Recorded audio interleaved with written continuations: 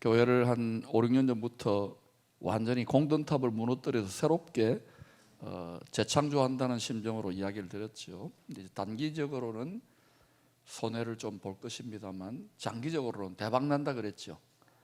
근데도 안 믿고 막 이렇게 불신도 많이 받고 오해도 많이 받았어. 근데 우리가 이제 노력해서 이제 조금씩 이제 싹이 돋아나요. 아직은 착하기 아니라 여리고 연한 순이에요. 그러나 자꾸 하다 보면 이게 쑥쑥 자라날 겁니다. 하나님이 여러분을 밀어주실 것입니다. 자, 교회가 크게 세 가지 방향으로 교회를 세팅합니다. 거의 저를 포함해서 6.25 전쟁 이후에 신학을 하거나 목회한 분들은 특히 이제 교회 성장해야 되잖아요. 교회 성장하면 좋잖아요. 그래서 실제로 많은 프로그램들과 목회 사역의 많은 부분들이 목사님들이 양들을 돌보고 섬기고 교회를 키우고, 저도 많이 교회 키웠어요. 여립에도 진짜라니까. 그런데 한 6년 정도 전에 이거 아니다, 이렇게 가면은 교회 앞으로 굉장히 힘들어지겠다. 나라도 힘들어지고. 왜냐? 성도들이 안 자라나요. 그러면 저 제자훈련이나 뭐나 성령운동이 다 해봤는데 신천지 하나를 못 이기잖아요. 그죠? 1000만 성도가. 그래서 따라합시다. 지붕은 하나님의 나라. 하나님은 거룩한 나라 아닙니까? 그러니까 여러분 개인이 하나님의 나라예요. 이게 목사의 비즈니스가 아닙니다. 신학자의 비즈니스가 아니고 여러분이 하나님의 나라가 돼야 됩니다. 그 다음에 몸통은 뭐냐 하면은 지역교회입니다. 교회는 하나님 나라를 훈련하는 것이죠. 그러니까 교회를 우습게 여기면 안 돼요. 왜 성도들이 또 소위 지도자들이라는 분이 교회를 자꾸 이렇게 괄세하고 우습게 여기냐면 교회가 성도들을 하나님 나라로 세우지를 못해서 그래요. 그거 지금 하고 있는 겁니다. 아시겠죠? 그리고 몸통은 교회인데 교회도 또 누굽니까? 여러분이 교회지요. 전부 다 여러분에 다 갖다 붙이는 거예요. 그 다음 뿌리는 뭐냐? 궁극적으로 주님이 이 천국 복음을 모든 민족 땅까지 전파했어요? 하지 말라 그랬어요? 근데 우리는 그동안 어떤 패러다임과 세계관이 있었냐면 돈 좀 모아가지고 열심히 있는 분들이 열심히 갖다 주고 우리 한 번씩 단기 선교로 관광 비슷하게 가서 고생합니다 이러는데 내가 여기서 거기 가고 싶어. 목회가 훨씬 더 힘들어요. 그러니까 목회와 선교와 나라가 이게 구분되어 보니 이게 망조들린 겁니다. 그래서 우리는 지금 세 개를 다 합니다. 첫 번째는 지붕은 나라고, 몸통은 뭐냐? 교회고, 그 다음에 뿌리는 지상명령, 교계로 말하면 선교단체지. 근데 이거를 종교적인 용어예요. 그거는 나무로 말하면 돼요. 나무 뿌리도 하고 있고 몸통도 하고 있고 열매와 가지를 하는데, 특별히 지금 이거는 열매와 가지 쪽으로 갑니다. 그래서 그 열매의 중요한 결실이 생활 선교사인데, 이것도 제가 깨닫고 보니까 생활 수도사가 돼야 되더라고. 그런데 수도사 하면 싫기 때문에 여러분이 생수를 공급받아야 돼요. 아멘. 이거 아무리 해도 결국은 여러분이 깊은 지성소, 거기에 만세반석 주님의 깨어진 피에 심장이 흐르기 때문에 그 생명수까지 들어가서 히브리서 4장 16절을 때를 따라도 없는 은혜를 받지 못하면 이거 아무리 해도 결국은 돈벌이밖에 안 됩니다. 앞으로 점점 보세요. 이 세상은 말씀대로 돈을 사랑하면 일만하기이기 때문에 신앙생활 거기 딱 굴복합니다. 정치, 경제, 사회, 문화. 반드시 이 만모니즘, 돈이 아니면 만모니즘 위에서 이걸 다스리며 가야 돼요. 그러면 처음에는 막 이것저것 테스트 받고 힘들지만 나중에 여러분 돈이 따라와요. 조금 더 크게 해도 돼요. 아직은 진짜 그럴까 이럴 거예요. 성경을 이런 관점에서 한번 전부 다 그래요. 가난은 가난대로, 풍년은 풍년대로. 그래서 잘못하면 이런 천국 복지, 교육, 문화, 일터 전부 다요 돈에 굴복하는 것밖에 안 됩니다. 지난 6, 7년 계속 실험해보면서 성경이 이제 열리기 때문에 앞으로 이런 부분에 선구자적으로 했던 분들, 오늘은 이제 복지의 최무열 전 총장님은 이런 쪽에 전공했고, 우리 복지 사실상 루마니아 갔다가 선교사 훈련을 받고 오신 우리 김병호 목사님이 또 열심히 하고 있고 등등 해서 오늘 사례 발표를 할 것이고, 또 우리 손원이 우리 교단의 문화사역, 근데 좀 더 가야 돼요. 사실은 우리 이제 사례 발표하는 이것도 할 거고, 우리 하원문화재단, 팡팡국제찬양축제, 뭐 하영인 출판사, 또 앞으로 저 산도 개척할 겁니다. 당회에서 이제 이야기해 주셔가지고, 이거 뭐하냐, 여러분이 잘 먹고 잘 살도록 도울 거예요. 천국, 그죠? 그러니까 여러분 그렇게 이게 안 된다 하면은 안 될 거예요. 근데 자꾸 저보고 안 된다, 뭐 못한다, 미쳤다 이런 소리 이제 그만하세요. 이거 됩니다. 제가 방법을 배워서 계속 우기면 되더라고. 큰 소리 치면 돼요. 여러분은 무조건 아멘만 하면 돼요. 못하더라도 아멘 하세요. 왜냐, 반드시 몇 명이 딱 꽂히는 분이 나와요. 오늘도 그런 분들이 있을 줄로 믿습니다. 그 다음에 이제 일터가 제일 안 돼요. 돈벌이 가보면 어때요? 전부 다 실적 못 내면 잘리니까 그냥 주저앉게 되거든요. 이것도 아직은 부족하지만 이 부분에 제가 볼 때 한국에서 제일 훈련이 많이 된 분 중에 한 분이 최복이 대표 같아요. 벌써 복이 있잖아요. 그래서 이분은 종갓집에 가가지고 예수 안 믿을 때 가가지고 완전히 고생하다가 예수 믿고 또 뭐 사업을 시작했는데 쫄딱 망해가지고 밖에 나가서 죽이나 여보 끼리 보자 해가지고 이게 적중된 거예요. 하나님이 지금 선교적으로 놀랍게 쓰세요. 그러니까 굉장히 전략적으로 치열한 곳인데 이 교계가 이분을 잘 품어야 되는데 아직 이 품을 만한 그릇들이 많이 없어요. 우리 기쁨의 교회는 품을 겁니다. 앞으로 일터 부분에서도 앞으로 많은 우리 사례들이 좀 발표되고, 여러분들이 이제 나가서 그거 하세요. 알겠어요? 부흥회 제가 가서 많이 다녀봐도 이게요, 적용이 잘 안 돼요. 실제 뭔가 보여주면 되는 거 아닙니까? 이번에 그런 쪽 사례도 하고, 그다음 교육, 또 교육이 너무너무 중요한, 지금 돈깨 맡은 가론 유다의 교육으로 계속 뭐 성정체성이니 택도 아닌 걸 자꾸 가르쳐요. 지금 우리나라도 지금 그래요. 미국이나 전 세계는 이미. 그런데 우리가 최후의 보류가 아니라 보루인 줄로 믿습니다. 대안학교나 뭐나 막 이렇게 안간힘을 쓰는데 돈은 없고, 그죠? 그래서 나는 막 하나님 안 주시는 거 했더니 아니에요. 하나님 주셨잖아요. 맞아요? 하나님 주셨기 때문에 절대로 빈곤 스피릿 물러갈지어다, 고아 스피릿 물러갈지어다, 가난의 스피릿 물러갈지어다. 여러분 마음이 부유하고 영혼이 부유하고 믿음이 부유하면, 서머나 교회 보고 뭐라 그랬어요? 핍박받고 가난하고 비참한데도 실상은 네가 부자다. 오늘 뭐 딴 분들은 나는 모르겠어요. 여러분 여기 온 분들은 어마어마하게 영혼이 부자입니다. 그리고 영혼이 부자가 되면 물질계는 따라옵니까 안 따라옵니까? 내 백성이 영혼이 잘 되어서 무릎 꿇고 하나님의 마음을 본받아 구하면 땅이 회복되고 치료받고 잘 된다 그랬어요. 두고 보세요. 나는 계속 우길 겁니다. 포항이 앞으로 제일 살기 좋을 겁니다. 안 되면 여러분 책임이에요. 나는 선포했어요. 할렐루야. 이 부분에 우리 교계의 또 어른이고 열심히 또 후학들 가르치고 총장으로도 또 이 복지 분야에 고민을 많이 하신 우리 최무열 총장님, 또 보니까 막 부흥사처럼 뜨거운 분이에요. 오늘 귀한 강의를 해 주실 것인데, 김성 목사님 제가 소개하면 됩니까? 예, 이제 최무열 총장님 모시겠습니다. 박수 한번 드리십시다. 오세요. 네네. 마스크 벗으셔도 됩니다.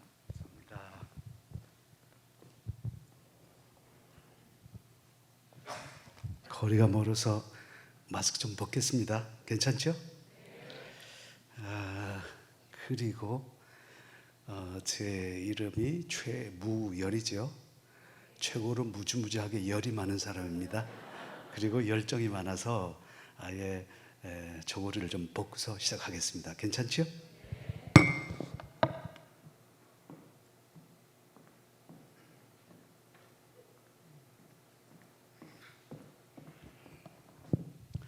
이 세상에 한 사람이 70억 산다고 그러잖아요. 근데 70억인데 오늘 이 시간 아니면 여러분하고 나하고 못 만날 뻔했다. 맞다 틀리다? 막 먹네. 요? 맞습니다. 그죠? 70억 있는데 우리가 사실은 이게 얼굴과 얼굴을 서로 대하는 거 이거는요 굉장한 축복이라고 그래요. 근데 여러분하고 나하고 어떻게 만나겠어요? 그런데 이런 시간을 통해서라도 우리가 서로 만나게 된 것은 하나님의 큰 은혜인 줄로 믿습니다. 어려운 하나의 그 주제일 수도 있는데 여러분 이렇게 많이들 오셔서 관심을 가져주셔서 감사합니다. 근데 하나님은 항상 꿈을 꾸셔요. 하나님은 이 세상을 만들어 놓고서 꿈을 꾸시는데 어떤 꿈을 꾸시냐면 모두가 한 사람도 가난한 사람이 없는 그야말로 아주 아름다운 사회를 늘 그렇게 꿈을 꾸셔요. 네, 성경 말씀에 잘 나타나 있는데 이 하나님의 꿈이 어디에 잘 나타나 있냐면 성경 66권 가운데 그게 바로 레위기에도 잘 나타나 있어요. 내 생각할 때 레위기 어려운 책인데 이게 성경의 고비 사막이라 할 만큼 어려운 책이잖아요. 근데 이 레위기에는 하나님의 마음이 정말 잘 나타나 있어요. 그러니까 쉽게 얘기하자면 제가 책을 하나 썼는데 하나님 마음 담은 레위기라는 책을 썼어요. 근데 이 레위기를 읽다 보면 기가 막힌 거예요.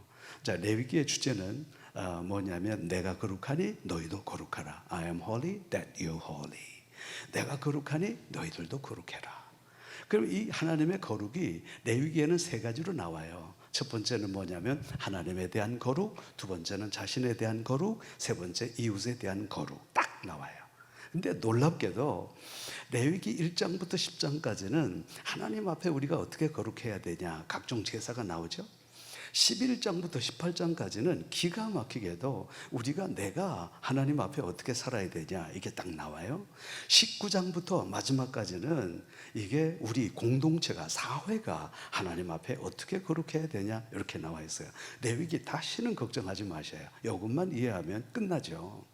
자, 이처럼 그 하나님의 마음은요 잘 나와 있는데 그런데 우리가 이 레위기나 모든 구약의 율법서에 보면 하나님께서 모두가 잘 살아가는 그런 사회를 꿈꾸고 계셔요. 그래서 우리는 율법이라고 그러는데 이것을 영어로는 law라고 얘기하잖아요. 하나의 이 법이라는 게 왜 있냐면 이 법 안에 있을 때 모든 사람들이 다 평안한 삶을 살 수가 있어요. 이 법이라는 것, 율법이라고 하는 건 너무도 중요한 것이죠.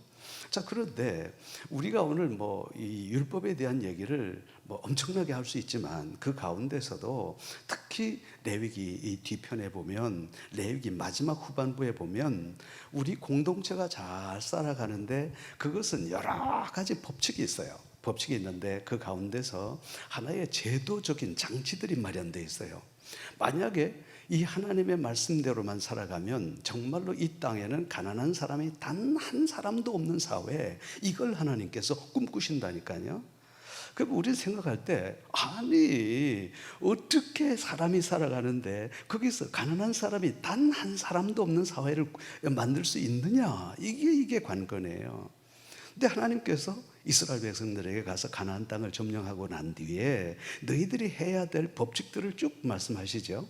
자, 그런데 첫 번째가 바로 뭐냐면 그 제도적인 장치예요. 너희들이 다 이 제도 안에서 하나님의 말씀대로 살아가게 되면 너희들은 결단코 가난한 사람이 없다, 이런 거예요. 자, 앞에 있는 거 제가 그 어마어마한 얘기들 다 생략해버리고 딱 한 가지만 얘기를 하자면 이제 가난한 사람이 없는 제도적인 장치를 하나님께서 만드셨는데 그게 바로 뭐냐면 그 이삭 나누기라는 거예요.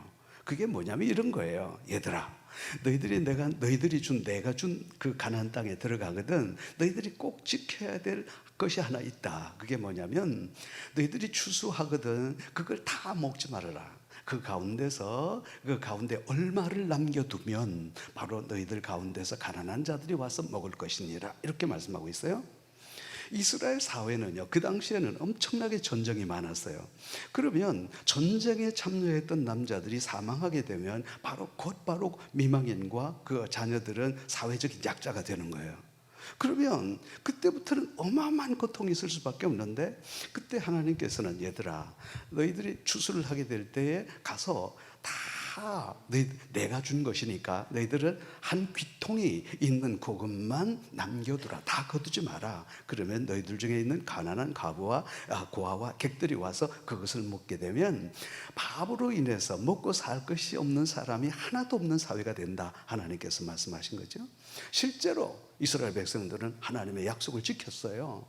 그러니까 그 가운데서 가난하고 남편 없고 이 고아와 이런 정말 사회적인 약자들이 먹을 걱정을 안 하는 거예요. 왜? 추수 때 가면 반드시 남겨져 있으니까. 한마디로 말해서 한 숟가락씩만 남겨 있는 거, 이걸 모으니까 어떻게 돼요? 내가 거둔 것이나 딴 사람이 거둔 것이나 동일하게 된다는 거예요. 왜요? 사회적 약자가 아무리 많아도 항상 10%라고 얘기하잖아요, 이 사회에. 그러면 나머지 90%가 그 조금씩 남겨놓은 걸 통해서 그 사람이 이걸 취하니까 어떻게 돼요? 뭐 모든 사람, 이 사람이나 A나 B나 똑같은 것을 거두게 된다는 거예요. 이 놀라운 일이잖아요. 이게 이제 성경 말씀이죠.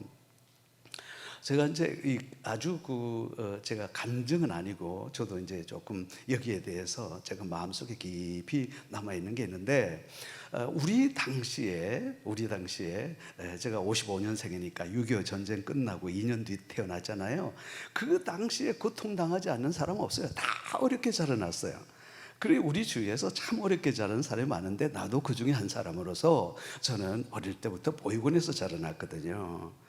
자, 그렇게 되다 보니까 제가 이제 중학교를 들어갔습니다. 그때 보육원에서 도시락을 싸주는 거예요.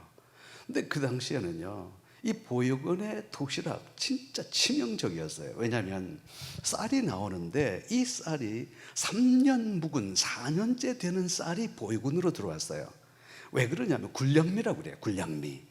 그러니까 전쟁을 대비해서 1년, 2년, 3년 딱 쌓아놓고서 그 다음에 이 쌀이 썩어져 갈 무렵에 4년째 쌀이 보육원으로 들어왔으니 이건 쌀이 아니야. 이건 시커먼 거예요. 거기다가 보리를 섞어놨으니, 그런데 이걸 가지고서 도시락을 싸가니 무조가리 2개에다가 내 옆에 있는 애들이 그걸 보고 이런단 말이에요. 이야, 이거 존싱에 대신 가는 거거든요. 잘 모르네. 자존심에 금이 간다고 말이에요.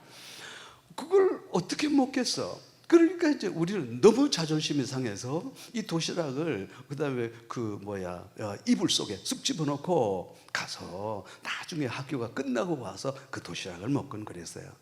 한참 클 나이 아닙니까? 제가 키가 조금 더 클 건데 안 큰 이유는 바로 그때 못 먹어서 그래요. 자, 그럼 다른 애들은 보면 엄마가 싸준 도시락 얼마나, 야, 12시쯤 지나가면 배가 고파 미치거든요. 얼마나 배고프겠어. 그런데 나는 어떡합니까? 그 도시락을 안 가져왔으니 물만 빨 수밖에. 하루는 우리 선생님께서 쓱 오시더니만, 최무열이 어디 갔어? 이렇게 되는 거예요. 무열이 밖에 있습니다. 뭐하냐? 이거 들어오라 그래서 바로 원장님한테 전화를 했어요. 왜 도시락 안 싸줍니까? 싸줬다 이게야. 그날 밤에 아주 죽을 정도로 맞았어요. 그럼에도 불구하고 내가 도시락을 못 가져가겠어. 왜? 자존심 상해서. 그런데 내 옆에 있던 친구가, 조금 덩치가 큰 애가 하루는 나보고 부르는 거야. 뭐야라, 들어와. 그래. 그래 들어갔어. 갔더니만 이 친구가 자기 도시락 뚜껑을 딱 열더니만 자기 그 옆에 있는 애들한테 가더니만요, 이러더라고. 야, 이 새끼야, 한 숟가락 퍼. 옛날에 그랬잖아. 요거 하나만 퍼, 이 새끼야. 그래가지고 도시락을 퍼는데 한 숟가락씩 하는데 10개를 모였는데 거기에 도시락으로 가닥 하나 되더라고. 나보고 먹으라는 거예요. 감동이야, 감동이야. 이 친구 이름이 이동구예요. 누가 이 사람을 모르시나요?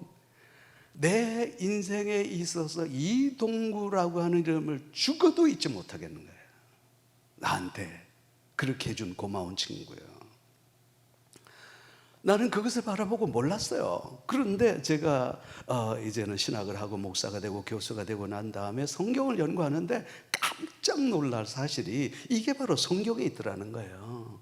얘들아, 내가 모든 것 가운데서 너희들이 조금만 남겨두면 이 세상은 정말 살만한 세상이 된다. 그리 말씀하시는 거예요. 그렇지 않겠어요? 여러분, 이게 성경이에요. 근데 하나님은 그럼에도 불구하고 또 마음에 항상 성경 읽어보세요. 고아와 가부와 약자와 나그네와 늘 그런 말씀이 있잖아요. 그럼에도 불구하고 하나님께서는 또 마음이 아프신 거지. 사람이 어떻게 밥만 먹고 살 수 있어요. 그러니까 뭐라고 그러냐면 너희들은 매 3년마다 11조를 해라. 매 3년마다 나오는 11조는 절대로 너희들 하지 말고 고아와 과부들의 것이니라. 딱 명시를 한단 말이에요. 여러분 보세요. 어떻게 사람이 밥만 먹고 살 수 있어요? 애도 키워야 되고 학용품도 줘야 되고 그러잖아. 이 하나님의 말씀에 따라서 매 3년째 나오는 11조는 모조리 사회적 약자한테 간단 말이에요. 어떻게 되겠어요? 그러면 3년째 되게 되면 이 사람을 넘삼 덩어리가 딱 들어오게 되니까 이걸 가지고서 자녀도 키우고 하니까 이 사람들이나 항상 생활이 균등할 수밖에 없다는 거죠. 놀라운 제도예요. 저도 사회복지를 오랫동안 공부하고요. 저도 영국에 가서 공부까지 한 사람이고요. 유럽에 내가 사회복지를 경험해 봤지만, 그런데 그 세상에 그 어떤 사회복지의 제도보다 성경에서 말하는 제도를 따라갈 수 있는 방법이 없어요. 완벽한 제도인 거예요. 그럼에도 불구하고 하나님께서 또 걱정이야. 왜냐하면 이게 늘 하나님이 부어해 주시면 않으면 안 되니까 또 세 번째 하나의 제도적인 장치가 뭐냐면 너희들은 6년마다 땅에 휴경제를 실시하라 이렇게 되는 거예요. 내가 6년마다 땅을 쉬게 하면 제가 7년째 나오는 거 그거 이거 너희들에게 7년째는 내가 크게 풍성하게 줄 건데 만약에 너희들이 내 명령에 순종하게 되면 모두가 잘 살게 될 거다. 단 7년째 나오는 것은 절대 손대지 마. 이것은 누구의 것이냐? 사회적인 약자의 것이야. 이렇게 되는 거죠. 여러분 보세요. 사람이 아주 싱싱한 야채나 채소 이걸 먹지 않으면요 각기병에 걸려요. 6개월 이상 계속 섭취하지 않으면 죽어요. 그러면 거기서 나는 여러 가지 신선한 야채나 채소와 이걸 누가 사 먹냐면 일반적인 사람들이 사 먹게 되는데, 그러면 제 6년째가 되면 제 7년째가 되면 어떤 일이 벌어지냐면요, 여러분 이 보통 사람 90%의 사람들은 항상 이분한 사회 평평한 삶을 살아가게 되는 거예요. 근데 제 7년째는 희한한 일이 벌어져요.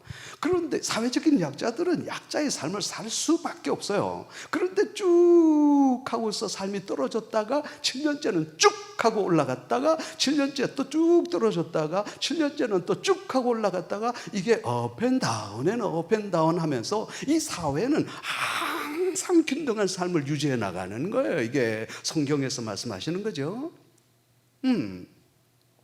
여러분 보세요. 이 제도적인 장치가 바로 모든 하나님의 백성들은 너희들은 이렇게 살아가 하면서 이 사회가 아주 공평하게 살아가게 되는 거예요. 기가 막힌 사회를 구성하게 되는 거죠. 그럼에도 불구하고 하나님의 마음은 또 안 좋아. 그래서 뭐라고 그러냐면 희년제, 주빌리, 희년제를 선포하게 되시는 거예요. 그러면 희년이라는 게 뭘까요? 77, 49년 지난 다음에 50년 될 때에 모든 땅들은 어쩔 수 없이 가난해서 땅을 판다 할지라도 이 모든 땅들은 50년째 될 때는 전부 자기 집으로 돌아가. 사람이 너무 가난해서 형편이 없어 어려울지라도 이 종으로 팔려가더라도 사람들은 전부 자기 집으로 돌아가. 이게 50년의 대단한 역사가 일어나게 되는데 이게 희년이라고 하는 제도거든요. 그러면 이 친년제의 대제사장이 그 나팔을 쫙 하고 불게 될 때에 이게 놀라운 일이 벌어지게 되는데 하나님과 우리의 모든 죄의 문제가 깨끗하게 해결됩니다. 그리고 모든 팔렸던 사람들은 다 자기 집으로 돌아가고 모든 팔렸던 땅들은 전부 자기 집으로 돌아갑니다. 그렇게 해서 vertical, 소위 말해서 이 수직적이고 수평적인 관계가 쫙 형성되게 되는 거예요. 이게 바로 뭘까요? 예수 그리스도의 십자가의 삶을 우리에게 얘기하는 거예요. 그러니까 그리스도의 십자가의 사건이라고 하는 것은 단순히 하나님과 우리와의 어떤 화해, reconciliation이 일어나는 게 아니에요. 이것은 하나님과 우리와의 화해 역사가 일어나고 인간과 인간의 화해 역사가 일어나는 이거 대소사시. 그야말로 이건 뭐 대단한 일이 아닐 수가 없다는 거예요. 우리 십계명 뭐 얘기하잖아요. 이 십계명이라는 것이 너무도 중요한 게 뭐냐면 이게 하나의 중심점인데 모든 사람들이 하나님의 십계명을 다 지켜나가게 될 때 이 사회는 기가 막힌 사회가 되는 거예요. 그런데 십계명뿐만 아니라 이 속에 소위 말해서 몇백 개나 되는 이런 하나의 거룩한 것들이 모두가 뭐냐면 하나예요. 하나. 딱 그건 하나예요. 뭘까요? 모두가 잘 살아가는 사회. 우리가 하나님의 말씀을 순종하게 될 때는 전부 다가 아름다운 삶을 살게 돼 있는 거예요. 하나님이 이걸 꿈꾸시는 거예요. 그리고 실제로 이런 일이 일어났어요. 누가 하나님의 말씀에 순종할 때는요. 그런데 왕정시대가 되면서 그때부터 완전히 변하기 시작하는데 매 3년 드리는 11조를 중지하게 됩니다. 이 11조는 왕의 통치 자금으로 들어가게 됩니다. 그때부터 사회가 붕괴하기 시작합니다. 그러면서 모든 질서가 깨지기 시작합니다. 하나님께서 그 바벨론 포로를 선언하시면서 뭐라고 그러냐면 너희들이 우상을 섬겼다. 그리고 또 하나 뭐이고 너희들은 하나님의 백성으로 살지 않았다. 이걸 말하는 거예요. 우리는 성경을 보면서 항상 하나만 생각하는 거예요. 그게 바로 뭘까요? 성경을 바라보면서 하나님께서 우리가 우상을 섬겼다고 하는 그것만 가지고서 하나님께서 우리를 이스라엘 백성들을 포로 잡힌 게 아니라 거룩하게 살아가야 될 모두가 잘 사는 사회를 구성해 거룩하게 살아가야 할 하나님의 백성들이 그야말로 완전히 사회적인 약자를 무시하고 어떨 때 아모스 선지자에 보면 너희들이 부자들이 가난한 자의 신 한 컬레를 가지고 고소하고 법정에 집어넣는다라는 그것 때문에 하나님께서 말씀하시기에 너희들은 더 이상 내 백성 아니야. You are not my people anymore. 그렇게 말씀하시는 너희들은 내 백성 아니야.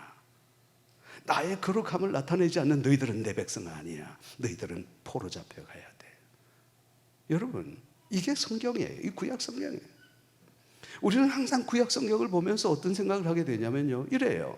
아브라함이 하나님 앞에 순종을 하고 뭐 어떻고 여러분 그것이 전부는 아니에요. 하나님께서는요.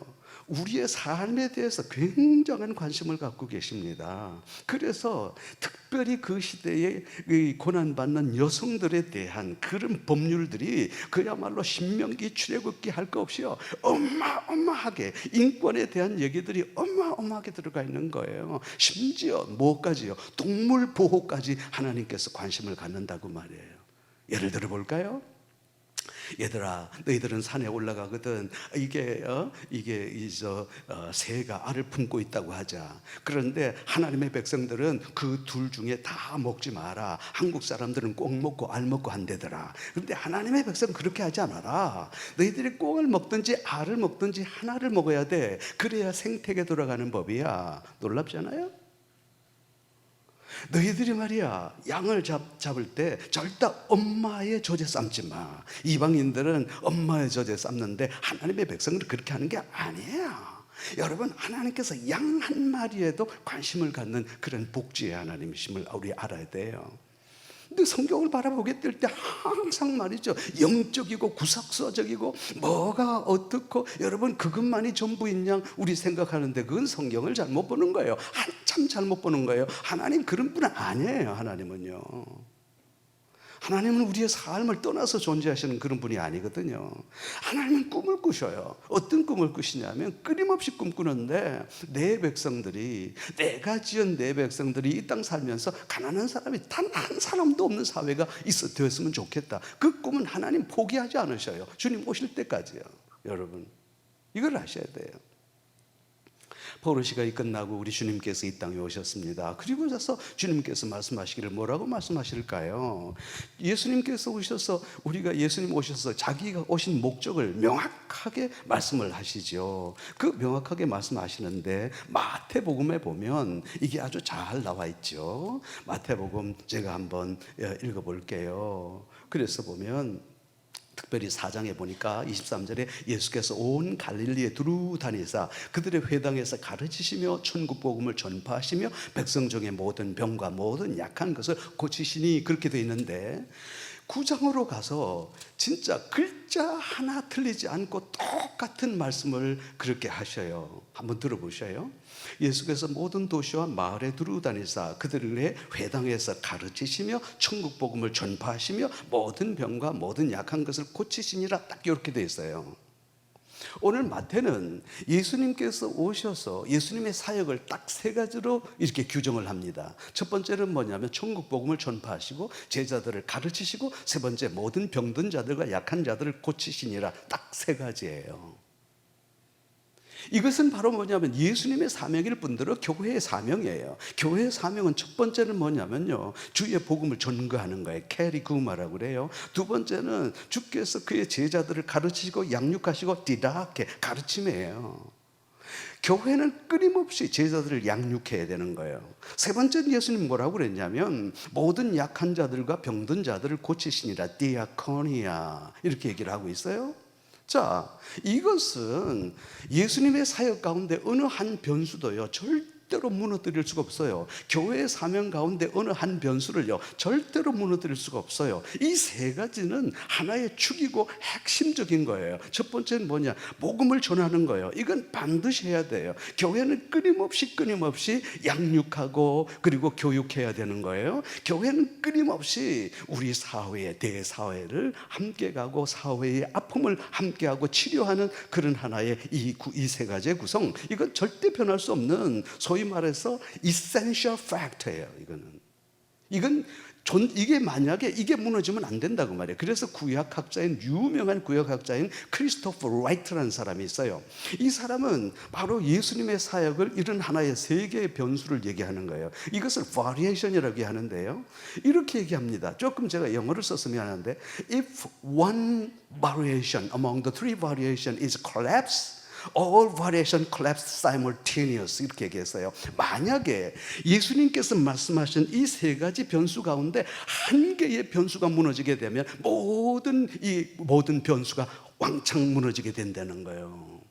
그러니까 교회는 주의 복음을 전하는 이 하나의 핵, 그리고 계속해서 양육하는 두 번째 핵, 세 번째는 사회를 끌어안고 함께 가는 이 사회적인 나눔과 책임의 핵, 이것은 절대로 분리할 수가 없다는 거예요. 만약에 이 세 개 가운데 우리가 어느 교회에서 하나를 강조하고 나머지 두 개를 무시하면 그 교회는 무너진다는 거죠.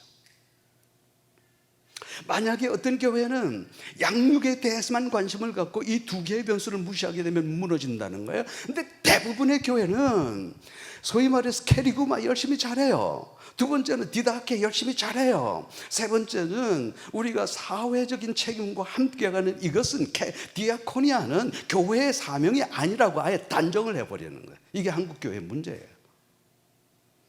크리스토퍼 라피는 분명히 얘기합니다. 만약에 교회가 예수님의 이 세 가지 사역 가운데 이것을 아주 공히 이것을 정확하게 하지 않는 한 여기에서는 심각한 문제가 발생한다. 여러분 보세요. 이게 한국교회에 이미 그런 현상이 나타났어요. 여러분, 이 시대에 코로나가 지나고 난 다음에 한국교회가 어떻게 될지 눈으로 빤히 보이는 거예요. 왜 한국교회가 이렇게 됐을까요? 왜 한국교회가 지탄을 받을까요? 그게 중요한 이유가 하나 있어요. 그게 바로 뭐냐면 교회는 끊임없이 복음 했습니다. 교회는 끊임없이 교육 했습니다. 그러나 한국교회의 치명적인 하나의 현상이 뭘까요? 그게 바로 세 번째예요. 사회적인 나눔, 책임? No. 우리 거 아니라는 건데. 나는 오늘 여러분에게 정말 제가 부산에서 오면서 굉장한 감동을 받았어요. 왜 그러냐면요, 지금 코로나 시대에 안 모인다고. 지금 코로나 시대에 세미나 하는 교회 없어요. 지금 코로나 시대에 우리가 더군다나 보세요. 이런 주제를 가지고서 우리가 함께 모여서 고민하는 교회 없어요. 누구 교회 말고? 알긴 아네. 감사하네. 나는 심한 충격을 받았어요. 이 시대에 나를 강사로 오라는가? 이 시대에 세미나를 하는가? 벌벌 떨고 있는 이 상황 가운데서 여러분께서 이런 발상의 전환, 이런 생각을 한다는 자체는 바로 여러분들이 뭔가 다른 생각을 하고 있다는 거예요. 이게 중요하다는 거예요. 우리 예수님께서 분명히 말씀하시잖아요. 그러면서 오늘 예수님의 가르침 사역의 모든 것을 한번 보셔요. 거기서 천국 복음을 빼고 뭘 얘기할 수 있겠는가 말이죠. 그 천국 복음의 핵심 속에서는 거룩한 나눔이 아주 주제를 이루고 있는 거예요. 한 가지 예를 들어 볼까요? 누가복음 10장이에요. 선한 사마리아잖아요. 자, 우리 한번 좀 이렇게 띄워볼게요. 여기서 보면 서만 사마리아 보면 이런 말씀들이 있죠. 그 보세요. 어떤 율법 교사가 일어나 예수를 시험하여 이르되 내가 무엇을 하여 영생을 얻으리까? 그랬죠? 영생, 주제는 내가 어떻게 하면 영생을 얻으리까? 예수가 이르시되 율법에 뭐라 하디? 그러니까 내 마음과 목숨을 다하여 힘을 다하여 주 너희 하나님을 사랑하고 내 이웃을 자신같이 사랑하라 하셨나이다 그랬어요. 자, 여기 중요한 거예요. 앞에 돌려보세요. 내 이웃을 내 자신같이 사랑하라. 하나님을 사랑하고 내 이웃을 내 자신같이 사랑하라. 지금까지 한국의 전통적인 모든 교회의 이 본문에 대한 해석은 그거예요. 하나님을 사랑하고 이웃을 사랑하라는 거예요. 틀렸어요. 아니에요. 내 하나님을 사랑하고 내 이웃을 내 몸과 같이 사랑하라 하면 여기에서 누구는 빠져서는 안 돼요. 나는 빠져서는 안 돼요. 하나님에 대한 사랑, 자기에 대한 사랑, 이웃에 대한 사랑, 이게 레위기 핵심입니다. 맞습니까? 정확하게 일치해요. 절대 하나님의 말씀은 변하지 않아요. 그러니까 이게 보세요. 이 세 가지를 떠나서는 존재할 수가 없다니까. 하나님에 대해서, 자기에 대해서, 이웃에 대한 얘기를 우리가 하지 않으면 성경에서 얘기할 거리가 없다니까. 예수님께서 이렇게 하라. 그러니까 이 사람들이 말하기를 그 다음에 뭐 사랑하라 하셨나이다. 그 다음에 보세요. 예수께서 이러시되 행하라. 이를 행하라. 그리하면 살리라. 너 영생에 대해서 질문하지 않았냐? 그러면 영생에 대해서 질문하는데 너는 이웃을 알기를 안 해. 그런데 네 속에 지금 실천이 없어요. 그러니 가서 행해. 그러면 살아. 그때 그 사람이 자기를 옳게 보이려고 주님, 우리의 이웃이 누군데요? 라고 얘기하죠. 그때 예수님께서 재미난 얘기를 하나 해주십니다. 그죠? 있잖아, 어떤 사람이 예루살렘에서 여리고로 내려가다가 강도를 만났거든. 이렇게 얘기하시는 거죠. 여러분, 왜 예루살렘에서 여리고로 가다가 강도를 만났을까요? 이것은 예루살렘에서 여리고로 내려가 보지 않은 사람은 절대 이해를 할 수가 없어요. 여리고는 말이죠, 이게 옛날에 이게 아주 치명적인 문제가 있는 곳이었어요. 왜냐하면 물이 너무 안 좋아서 이 과일들이 열매를 맺지 못하고 툭툭 떨어지는 거예요. 그런데 그게 문제가 아니고 물이 안 좋아서 여자들이 임신을 하면 낙태를 해. 그러니 여리고를 어떻게 살아? 그래서 이제 이 사람들이 엘리사 선생님에게 정말 죽겠습니다 이거, 그러니 이 물 좀 꽂혀주세요. 그리고 난 다음에 엘리사가 거기서 나무를 던져서 그 물을 깨끗하게 하죠. 그때부터 이 여리고는요, 완전한 오아시스가 되어버렸어요. 제가 여리고에 갔다 아닙니까? 갔는데 내가 그 여리고에서 나오는 솟는 땅에서 그냥 물이 솟아요. 그 물을 마시는데 깜짝 놀랐어요. 그렇게 시원할 수가 없어. 그렇게 청량할 수가 없어. 이게 콸콸콸콸 솟아서 나가는데 그 죽으로 쭉 나가니까 종려나무가 서 있는데 그 종려나무 데이츠라는 열매가 맺는데 이것이 나무 하나에 이만한 마대 푸대로 20개씩 막 몰려 있는데요. 이게 온 여리고에 가득 찼어요. 무슨 말씀이에요? 여리고는 그야말로 오아시스 중에 오아시스가 된 거예요. 그러니 이 여리고에서 나오는 엄청난 산물이 어디로 가냐? 고스란히 예루살렘으로 가는데 문제는 뭘까요? 지형이 문제라. 예루살렘에서 출발해서 쭉 갑니다. 그럼 여리고로 내려가기 위해서는 땅이 푹 하고 꺼져버려요. 그리고 그 밑에 여리고로 가게 되는데 그 땅을 올라가서 거기서부터 예루살렘으로 가는 그 길이 테러블이야. 완전히 이거는 엄청나게 험한 길이에요. 그러니 딱 강도가 있기 좋겠죠? 강도가 숨어 있다가 여리고에서 예루살렘으로 가는 거, 예루살렘에서 여리고 가는 거 그대로 급탈해 버리는 거예요. 어떤 사람이 예루살렘에서 여리고로 내려가다가 강도를 당했는데 그때 어떤 제사장이 지나가다가 그를 멀찍이서 보고 피하여 갔다 얘기하고 있거든요. 왜? 아니, 사람이 피를 흘리고 있는 것을 이걸 보면 내가 부정 탔다고 생각해서 이 율법을 지키기 위해서 그는 피해 가버렸단 말이죠. 그래서 그 다음에는 누구예요? 이 사람은 당연히 이 사람을 도와야 돼요. 왜? 종교인이기 때문에 당연히 도와야 돼요. 왜? 같은 동족이기 때문에. 그렇잖아요. 그런데 그 다음에 누구라고 그래서 그 다음에 제사장 레위인이 지나갔다고 그랬잖아요. 레위인도 똑같이 그를 바라보고서 우리 장로님 앉아 계시는데 보니까 쓰러져 있거든. 아이고야 이거 큰일 났다 해서 그 다음에 다른 길로 갔다고 그랬어요. 여러분 보세요. 이거 미안합니다. 영어 성경에 보면 They passed by on the other side of the road 그랬어요. 발음 꽤 괜찮아, 그죠? They passed by on the other side of the road. 내가 분명히 이쪽으로 가야 되는데 이 사람은 여기서 해서 다른 길로 가버렸더라 그랬어요. 두 사람 다요. 이 사람은 같은 동족이기 때문에 도와야 되고 종교인이기 때문에 당연히 도와야 되겠죠. 저 이렇게 됐어. 그런데 예수님께서 갑자기 누구를 끄집어내냐면 사마리아 사람을 끄집어내는 거예요. 여러분, 왜 예수님께서 일부러 사마리아 사람을 끄집어냈을까요? 여러분, 사마리아 사람은요, 사람이 아니요, 동물이지. 그 사람들 입장에서 보면 거룩한 사람인데, 그런데 예수님께서는 일부러 사마리아 사람을 끌어들이는 거예요. 근데 이 사람이 여행 중, 그죠? 여러분, 그러면 이 사마리아 사람은 절대로 이 사람을 도와야 될 아무런 책임이 없어요. 왜냐? 이 사마리아 사람은 왼수 취급하는 사람인데 뭐하러 동족도 아닌데 도와. 그런데 이 사람은 여행 중인데 뭐하러 도와. 그렇잖아요. 아무 책임이 없어. 그런데 성경 말씀은 예수님이 뭐라고 그러냐면 이 사람의 행동에 대해서 유심히 말씀하시는 거예요. 한번 보셔요. 오늘 이 사람이 어떻게 행동하는가 한번 보자 말이지. 그런데 어떤 사마리아 사람은 여행하는 중 거기를 그를 불쌍히 여겨 그랬죠?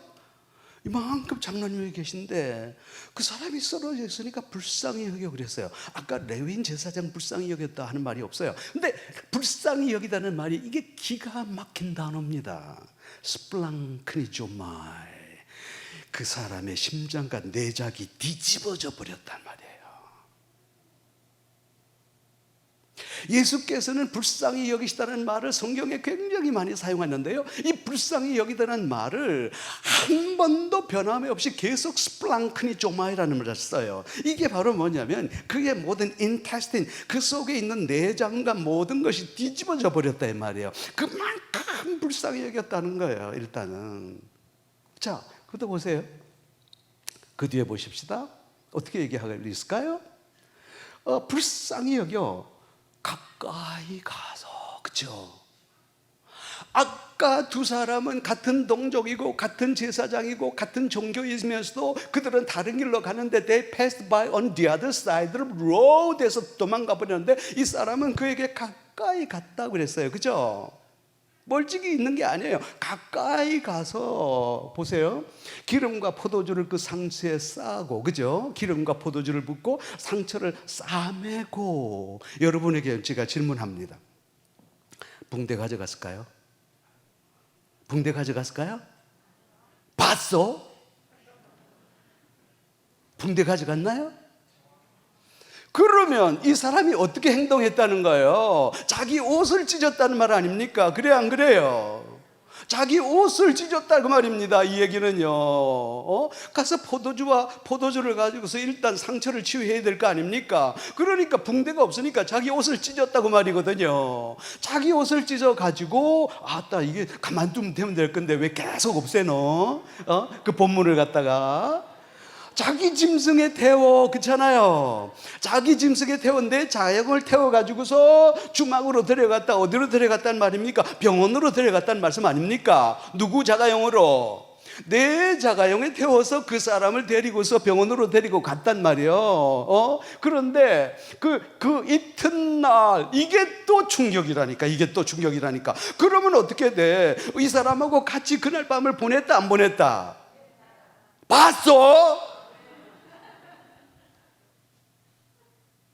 여러분, 이 사람 바쁜 사람이에요. 그렇잖아요? 그런데 오늘 이 사람을 보고서 그가 그 이튿날이니까 그날 밤새도록 이 사람을 돌보았다는 얘기예요. 그러면서 뭐라고 그러냐면 그래, 그 누구 하면서 데나리온 2를 주면서 누구 돈으로? 그렇지요. 오늘 금방 누가 얘기하셨어요? 감사합니다. 지 돈으로. 누구 돈으로? 아니 그냥 있는 대로 합시다. 그냥 지 돈 맞아요. 누구 돈으로? 지 돈으로. 누구 돈으로? 지 돈으로. 지 돈으로. 그리고 이 사람을 돌봐주라. 비용이 들면 내가 돌아올 때 갚으리라. 이걸 바로 뭐냐면 after service라고 그래요. 그렇잖아요. 무슨 말이에요? 돈 들면 내가 갔다가 올 때 내가 다시 줄게. 이 사람 중에 누가 강돈 만난 자의 이웃이 되겠느냐? 자비를 베푼 자이다. 예수께서 그러실 때 너도 가서 이와 같이 하라. 너도 가서 이와 같이 하라. You go and do this. You go on do this. 너도 가서 꼭 이와 같이 하라. 이게 예수님의 명령이에요. 이게 예수님의 가르침이에요. 이게 예수님의 가르침이에요. 놀라운 가르침이에요. 추상적인 개념이 아니에요. 굉장히 중요한 개념이라니까요. 예수님께서는. 오늘날 사회가, 오늘날의 어려운 이 사회 가운데 우리 예수님의 하나님의 마음과 예수님의 마음은 정확하게 일치하는 거예요. 정확하게 일치하는 거예요. 뭐라 그러냐? 오늘의 그리스도인들이 어떤 추상적인 개념을 가지고서 우리가 사랑하고 그런 게 아니라는 거예요. 예수님의 관점은 딱 세 가지야. 천국 복음을 전파해라. 끊임없이 제자들을 양육해라. 끊임없이 주의 종들을 양육하고 우리의 교육들을 하고, 세 번째는 하나님의 교회는 끊임없이 이 사회적인 약자와 이 한 사람도 가난함이 없는 그런 사회를 만들어가라. 너희들이 뭐냐? 바로 생활 선교사가 돼야 된다 이 말이에요. 우리의 삶 속에서.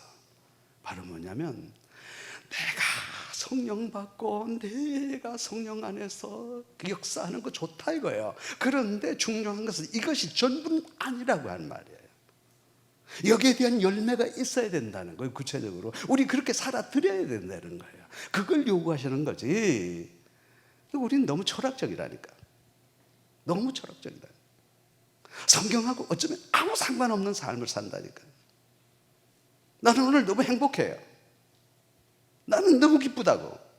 누구 때문에요? 예수님 때문에, 기쁨의 교회 때문에. 왜냐? 여러분들이 지금 몸부림치니까. 뭘 하기 위해서? 주의 말씀대로 살아보기 위해서 몸부림치니까 내가 감동 안 받겠어요. 큰 교회 이런 생각 잘 안 해요. 자, 오늘 우리 예수님의 삶을 이렇게 표현했다면 이 예수님의 가르침과 구약의 가르침과 예수님의 가르침을 그대로 실천하고 노력한 교회가 바로 우리 초대교회라 그렇게 볼 수가 있어요. 초대교회는 몸부림쳤어. 진짜로 주의 말씀대로 살아보려고 막 몸부림친 교회예요. 그리고 어떤 일들을 했기 때문에 그렇게 몸부림쳤냐, 우리 사도행전 2장에 있는 말씀을 한번 같이 볼게요. 그들이 사도의 가르침을 받아 교제하고, 사도의 가르침을 받는 것은 그들은 늘 말씀 속에 있었다는 것이고, 거기에서는 거룩한 교제가 있었어요. 코이노니아. 성도 간에 서로 사랑하고 성도 간에 서로 도와주는 거룩한 교제가 있었는데, 그들이 오직 기도하기를 힘쓰니라. 믿는 사람이 모든 물건을 통용하고, 그렇죠? 믿는 사람들이 통용하고 그렇게 됐어요. 이거 인간으로서는 할 수 없어요. 왜? 인간은 이기적인 존재거든요. 함부로 못 내놓거든요. 그런데 어떻게 이런 일이 벌어졌을까? 이거 네 거 내 거가 아니라 다 하나님의 것인데, 모든 사람들이 자기 것이라고 고집하지 않고 이것을 서로 통용했다고 그랬어요. 그 이유는 간단한 거예요. 바로 2장 그 앞에 사건이 어떤 사건이 있을까요? 누구요? 근데 정체가 누구요 도대체? 이분 정체가 누구요? 장로님? 사회복지사. 띵. 이런 분이 여기 계신가? 오순절 사건이 있습니다. 오순절에 성령의 역사가 강하게 임하자 모든 성도들이 다 그 속에서 하나님 앞에서 은혜를 받는데, 그 가운데서 모두 네 것이 내 것이 없고 전부 하나님의 것이요 고백하게 됩니다. 그때부터 성도들은 성령의 충만함을 받고 난 다음에 모두 자기 것을 뺏기 시작합니다. 다 하나님의 것이다. 그리고 난 다음에 그들은 이 속에서 모든 물건을 통용하는 역사가 일어나게 됩니다. 그리고 기사와 표적이 일어나게 되는데, 사도들이 말씀을 전하는데 그 속에 능력이 있고, 사도들이 말씀 전하게 될 때 그 속에 놀라운 기적의 역사가 일어납니다. 서로 못 믿는 사람이 있어 모든 물건을 서로 통용합니다. 재산과 소유를 팔아 각 사람의 필요를 따라 막 나눠줍니다. 왜 그럴까요? 이유는 하나요. 제대로 성령 받았기 때문이에요. 제대로 성령 받았어. 우리가 성령 받는다 그럴 때는요, 모두 이런 생각을 하게 됩니다. 아주 영적인 차원에서 막 그냥 불러 이렇게 생각하는 거죠. 아니요, 제대로 성령 받은 거예요. 제대로 성령 받으면 이런 현상이 일어나게 되는 거예요. 그 제대로 성령 받게 될 때에 이 속에 역사가 일어나게 되는데, 여기에서 나눔의 역사가 일어나게 되고, 이 속에서 그야말로 온전한 하나님의 롤십 주권에 대한 역사가 막 일어나기 시작하는 거죠. 제 필요를 따라 나눠주며, 그 다음에 가보세요. 날마다 마음을 같이하여 성전에 모이고, 이렇게 되니 그 교회가 계속해서 이게 모이는 그런 역사가 일어나게, 집에서 떡을 떼며, 이게 무슨 말이냐 하면, 그들은 교회 안에서 애찬을 했어요. 초대교회는요, 부유한 사람이나 가난한 사람이나 없이 모두가 모여서 함께 애찬을 하게 되는데, 음식을 쌓아와서 서로 먹게 되는데, 이런 일을 했을 뿐만 아니라 바로 이 당시에 AD 70년경에 Great Famine이라는 게 있었어요. 그게 뭐냐면 갈릴리 지역에 어마어마한 기근이 일어나게 된 거예요. 그렇게 되자 이 갈릴리에 있던 사람들이 대거 유다 쪽으로 피신해서 내려오기 시작하는 거예요. 그러니까 어떻게 6.25 전쟁이 났는데 그 가운데 먹을 것이 없어. 그런데 놀랍게도 예루살렘 교회는 바로 성도들이 각자 집에서 그 사람들을 초청해다가 함께 음식을 먹는 역사가 일어났다 그 말이에요. 충격적인 얘기예요. 충격적인 얘기. 초대교회가 이런 역사를 했다는 거예요. 우리는 사회 문제에 대해서 눈 감지 않았다는 얘기예요. 사회에서 어떤 문제가 발생하게 될 때에 초대교회는 그것에 성도들이 힘을 합쳐서 그 문제들을 해결했다는 거예요. 다시 말해서 니들 그냥 그대로 해라. 부산말로 하면 니 쪼대로 해라. 그게 아니요. 교회는요, 사회에서 근본적인 문제가 일어나게 될 때 거기에 대해서 분명한 대책을 계속 마련해 나갑니다. 그리고 난 다음에 여기서 보세요. 집에서 떡을 뗐다는 말은 이건 대단한 말이란 말이에요. 여러분 보세요. 그리고 어떻게 됐겠어요? 그 많은 사람들이 먹는 문제를 해결하지 못하는데 믿는 사람들이 모두 자기의 것을 풀어서, 자기의 주머니를 풀어서 함께 먹으니 과연 그 사회가 어떤 사회로 변해버렸냐는 거예요. 그런데 순전한 마음으로 음식을 먹고 하나님을 찬미하며 또 온 백성에게 칭송을 받으니 뭐예요? 칭찬받는 교회예요. 어떻게 칭찬 안 받겠어요? 이러는데 이 교회가 이런데 어떻게 칭찬 안 받겠어요? 교회가 사회를 품어버리는데 어떻게 교회가 사회에게 칭찬 안 받겠어요? 오늘 이 시대 여러분 한번 이런 얘기해서 좀 안 됐습니다만, 기독교를 뭐라고 그래요? 개독교라고 그래요. 개들만 줄줄이 모여 있는 곳이라는 거예요. 왜요? 교회가요, 우리 본래의 교회의 본질을 잃어버렸거든요. 우리 한국교회 역사 한번 읽어보셔요. 처음부터 마지막까지 모든 결집을 우리가 사회를 섬기는 데 하잖아요. 95%, 그 다음에 사립학교령, 일본이 사립학교령을 발표하자 그처럼 엄청나던 모든 학교들이 싹 없어지잖아요. 95% 없어지잖아요. 국민 전체가 95% 문맹화되기 시작하잖아요. 그때 교회는 뭐예요? 여름 성경학교 하잖아요. 그래서 한글 가르치기 시작하잖아요. 겨울에 뭐예요? 겨울 성경학교 가르치기 시작하잖아요. 교회가 여름 성경학교, 겨울 성경학교, 그때 막 일어나기 시작하는 거예요. 교회가 중심적인 역할을 하잖아요. 공창 폐지 운동, 온갖 운동 전부 기독교에서 하잖아요. 3.1 운동 기독교에서 하잖아요. 사회가 고통받으면 한국교회는 가만 안 있다니까. 5%밖에 2%밖에 안 된 한국교회가 세상을 뒤집어 놨어요. 그게 우리 역사거든요. 그 어떤 역사가 있었어?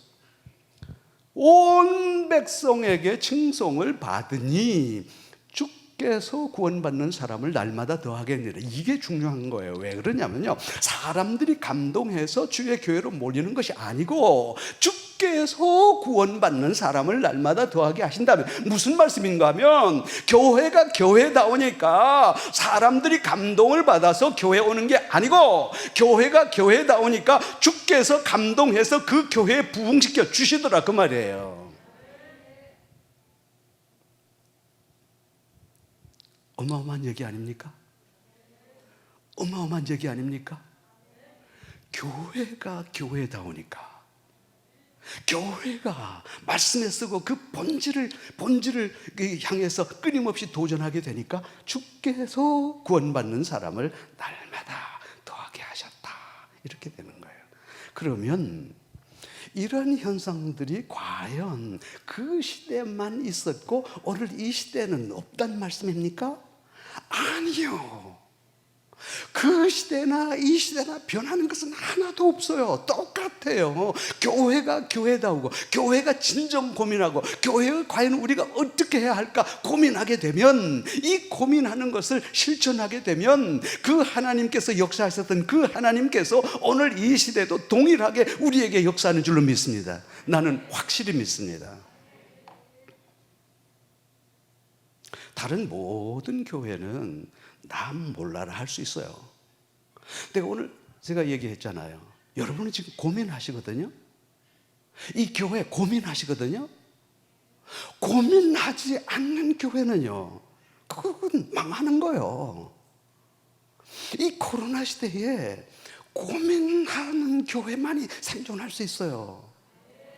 나는 우리 교회 성도들에게 그렇게 얘기합니다. 여러분 지금 준비하십시오. 지금 준비하십시오. 코로나 올 때 나는 벌써 그렇게 얘기했어요. 장로님들 지금 준비하세요. 지금 준비하세요. 지금 준비하지 않으면 안 됩니다. 코로나가 끝나고 준비하면 늦습니다. 여러분, 오늘 저는 많이 기쁩니다. 왜냐하면요, 고민하는 교회를 찾았기 때문입니다. 고민하는 게, 고민해야 돼요.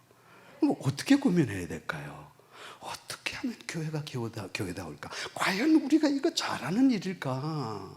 과연 이 교회가 지금 복지재단을 만들어서 과연 교회가 우리 성도들과 함께 이 일들을, 이제는 우리가 22세기를 향해서 나가게 될 텐데 이거 정말 잘하는 일일까? 우리 한번 생각해 봐야 돼요. 지극히 잘하는 일이에요, 이거는. 지극히 잘하는 거예요. 누구 입장에서 볼 때, 하나님의 입장에서 볼 때 그렇다고 말이에요. 이건 명확한 사실입니다. 자, 그 뒤에 이제 조금 이따가 말씀을 맺겠어요. 내가 오래 했어야 좋은 강의가 아니거든요. 나도 대학에서 지금 뼈를 굵은 사람 아닙니까? 근데 그 정도 분위기는 나도 알아요. 아는데 이게 반드시 길다고 좋은 건 아니거든. 핵심만 찌르면 되는 것이거든. 그래 안 그래요? 알아들을 사람은 다 알아들어요. 못 알아들을 사람은 못 알아듣고. 그런데 그 뒤에 보세요. 믿는 4장 32절을 보니까 믿는 무리가 한 마음과 한 뜻이 되어 모든 물건을 서로 통용하고 자기 재물을 조금이라도 자기 것이라 하는 자가 없더라. 왜요? 성령 받아서. 왜요? 성령 받아서. 성령 받아서. 그 시대나 지금 이 시대나 똑같아. 그건 바로 뭐냐면 성령이 역사하실 때, 여러분 이 얘기를 한번 하고 지나가야 되겠어요. 우리는 성령을 받았다라고 할 때 이 성령의 개념에 대해서 명확하게 이해를 못 하거든요. 성령을 받았다는 것은 주의 영이 내 속에 임했다는 거예요. 그러면 주의 영이 내 속에 임하게 되면 내가 누구처럼 생각하고 예수님처럼 생각하고, 내가 행동하게 될 때 예수님처럼 행동하게 되는 거예요. 이게 바로 뭐냐면 주의 영이 나를 감쌌기 때문에 더 이상 내 생각과 내 모든 것이 나를 점령하는 게 아니고 주의 영이 나를 점령하게 되니까 내가 생각할 때도 thinking like Jesus, 그 다음에 behave like Jesus, acting like Jesus, 예수님처럼 생각하고 예수님처럼 행동하니 바로 내 삶 속에서 능력이 나타날 수밖에 없는 거예요. 이게 성령 받은 거예요. 나타나는 피노메나, 현상은 있을 수 있어요. 예를 들어서 방언이라든지, 그죠? 각종 은사라든지 있을 수 있는데, 성령 받았다고 하는 진정한 개념이 뭐냐면요, 주의 영이 나를 통치하시는 거예요. 이게 하나님의 통치 개념이고, 이게 바로 천국 개념이에요. 그의 나라와 그의 의를 구하라, 그리하면 이 모든 것을 너에게 주리라. 그의 나라를 구하라. 이게 바로 뭐냐면 주님이 나를 통치하게 하라는 거예요. 이 통치 개념이라니까.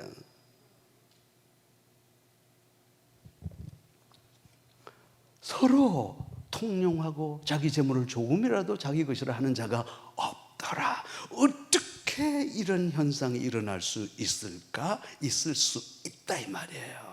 이게 바로 뭐냐? 우리가 성령 안에 있을 때 이런 현상이 지금도 있을 수 있다 없다? 있다 없다? 반드시 있는 거예요. 그리고 그 중에 가난한 사람이 없으니 이게 또 우리를 설레게 한단 말이에요. 하나님의 생각 속에, 하나님의 관심 속에, 하나님의 꿈 속에는 딱 하나요. 그게 뭐냐? 내 사랑하는 백성들 가운데 가난한 사람이 한 사람도 없었으면, 내 사랑하는 백성들 가운데 가난한 사람이 한 사람도 없었으면, 이건 놓치지 않는 하나님의 거룩한 꿈이에요. 이것은요, 지금도 하나님께서 꿈꾸고 계셔요. 그런데 초대교회는 이걸 이루었다는 거예요. 왜? 성령 안에 있음으로 말미암아 실제로 이런 일을 이루어 드렸다는 거예요. 가난한 사람이 없으니 밭과 밭을 가져다가 그들이 각 사람의 필요를 따라 나누어 주니라 그랬어요. 이 나누어 주는 일을 누가 했을까요? 그게 바로 일곱 집사 제도예요. 일곱 집사 제도. 사도들이 이 일들을 하고 보니까 이 세 가지 일들을 하기에 너무 바빠. 왜? 천국 복음도 전해야 되겠고, 주의 성도들을 양육해야 되겠고, 가난한 사람들을 돌아봐야 되는데 너무 바빠. 그래가지고서 하나 결심을 하게 되는데, 사람은 늘어나기 시작하고 어마어마한 사람들이 막 교회로 몰리니까 일들이 너무 바쁘니까 사도들이 바로 뭐라고 그러냐면, 12사도가 모든 제자를 불러 이르되 우리가 하나님의 말씀을 제쳐놓고 접대를 일삼는 것이 마땅하지 아니하니 형제가 너희 가운데 성령과 지혜가 충만하여 칭찬받는 사람 7을 택해라. 우리가 이 일을 그들에게 맡기고 우리는 기도하는 일과 말씀 사역에 힘쓰리라. 그렇게 해서 하나의 델리게이션, 소위 말해서 이 역할 분담을 하기 시작하는 거예요. 역할 분담. 그래서 우리는 말씀 전하는 일과 기도인을 하려 할 테니 너희들은, 오늘 성령 충만한 집사들은 바로 이 일들, 이 사회적인 일들을 책임지고 하는 사람들을 만들자. 그 사람들이 바로 데이큰, 소위 말해서 집사 제도예요. 여기서 나온 게 집사 제도예요. 그러면 오늘 우리 교회 집사님들 뭐 하시는 분들이십니까? 이 집사는요, 교회 안의 존재가 아니에요. 집사는요, 교회 바깥의 존재예요. 그걸 아셔야 돼요. 만약에 우리 한국에 있는 모든 교회 집사님들이 내가 서야 할 곳이 교회 안에서만 아니라 교회 바깥에 있다는 것을 알게 될 때 한국 교회는요, 폭발이 일어나게 됩니다. 만약에 내가 있는 내 사회 속에서 집사의 내 직분을 제대로 감당하게 될 때에 내 주위에 있는 사람에 대해서 관심을 가지고 그들의 도움을 준다고 한다면, 그때는 한국 교회는 폭발 현상이 일어날 수밖에 없어요. 그런데 이 집사를 뽑을 때, 잠깐만요. 앞으로요. 집사를 뽑을 때에 성령 충만, 지혜 충만, 그다음에 칭찬받는 사람, 다시 말해서 뭐예요? 모든 면에서 잘 갖춰진 사람 뽑는데, 그 다음 갑시다. 온 무리가 이 말을 기뻐하여 믿음과 성령이 충만한 사람 스테반, 빌립, 브로고로, 니가노르, 디몬, 바메나와 유대교에 입대했던 안디옥, 니골라 이렇게 됐는데요. 이게 바로 뭐냐면, 첫 번째 이제 발상은 뭐냐면, 혹시 우리 유태교의 이 과부들이, 유태인의 과부들이 구제에서 빠졌다라고 얘기를 하잖아요. 그러니까 이 문제를 해결하기 위해서 사람을 뽑는데, 이게 보니까 여기서 나타난 7사람이 유태교인은 한 사람도 없고 전부 헬라교인이에요. 헬라교인. 이게 또 우리를 충격적으로 몰아넣는다는 거예요. 여러분, 무슨 말씀이에요? 우리는 여기서 차별을 받어. 그러니까 이 차별의 문제를 해결하기 위해서 유태교인들이 중심이 되지 않고 완전히 헬라 교인 7집사가 그 다음에 뽑아져서 이 문제를 해결한다는 것은 그만큼 적극적으로 이 문제를 해결하겠다고 하는 의지가 이 속에 있는 거죠.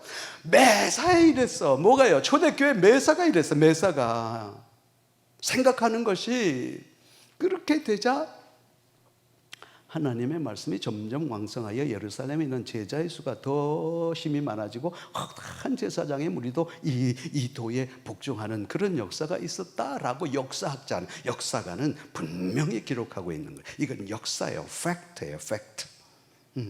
절대 불변할 수 없는 하나의 팩트라 이 말이에요. 자, 말씀 맺겠습니다. 우리가 생각하는 그 성경, 우리가 생각하는 국소적인 그런 하나의 성경이 아니에요. 이건 통전적이라고 보는 거예요. integral, holistic, 통전적. 우리의 삶의 전체를 파고드는 귀한 하나님의 말씀인 거예요. 그 하나님은 애초부터 뭘 갖고 계시냐면 우리가 하나님의 백성이 살아가는 사회, 가난한 사람이 단 한 사람도 없었으면 좋겠다. 그리고 하나님께서 여기에 대해서 제도적인 장치를 분명하게 만들어 놓으시고 하나님의 백성들 그대로 순종하며 살았어요. 그때 정말 가난한 사람이 한 사람도 없는 사회를 이루었어요. 사람이 점점 욕심이 많아지고 왕들이 점점 욕심이 많아지고 하나님의 법도가 무너지기 시작합니다. 예수님께서 오셔서 다시 일으키십니다. 우리는 선한 사마리아 사건을 통해서 우리 그리스도인들이 이 땅에 어떤 선교적 삶을 살아야 될지 하나님 말씀해 주시는 거죠. 그러면서 교회란 주의 천국 복음을 전파하고 끊임없이 제자를 양육하고 끊임없이 사회를 끌어안고 끊임없이 사회 문제에 대처하고 끊임없이 그리스도의 사랑을 실천하는 디아코니아. 이 중요하다. 나는 디아코니아만 중요하다고 말하지 않아요. 중요한 것은 우리 교회의 essential fact, 우리의 본질, 이 본질이 무엇인가를 분명히 알아야 되는데 천국 복음 전파하는 거예요. 끝없이 제자를 양육하고 우리 교육하는 거예요. 맞아요. 여기에 우리가 사회와 함께하는 이 거룩한 것이 우리의 교회의 본질이라는 것을 절대로 잊으면 안 된다는 거예요. 요거 중요한 거예요. 요거. 그리고 이것을 이룬 교회가 실제적으로 이룬 교회가 뭐예요? 바로 초대교회라는 거예요. 그래서 초대교회는 정말 가난한 사람이 한 사람도 없는 그런 사회를 만들어 드렸다는 거죠. 하나님은 꿈을 포기하지 않는다는 거죠. 이 시대에도 하나님은 꿈을 포기하지 않는다는 거죠. 이 꿈을 누구를 통해서 역사하기를 원하느냐? 기쁨의 교회를 통해서 역사하시는 거예요. 기쁨의 교회를 통해서 역사하시는 거예요. 말씀 마치면서 여러분의 고민하는 것이 절대로 헛되지 않다는 거예요.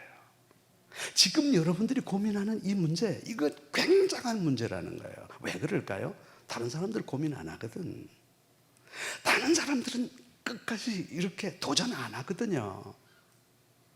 근데 오늘 나는 솔직히 말해서 한 60명 정도 오시는 줄 알았다고. 근데 60명이 아니라 내가 볼 때 뭐 엄청난 분들이 오셔가지고 내가 막 더 흥분을 해버렸어요. 그래도 하나님께서 여러분이 가는 그 이 방향, 내가 가려고 하는, 우리가 가려고 하는 이 방향, 이건 옳은 일이다. 하나님께서 기뻐하시는 일이다. 이러면서 그냥 끝까지 잘 감당하셔서 정말 하나님께서 기뻐하시는 거룩한 교회 되기를 원합니다. 축복합니다. 감사합니다.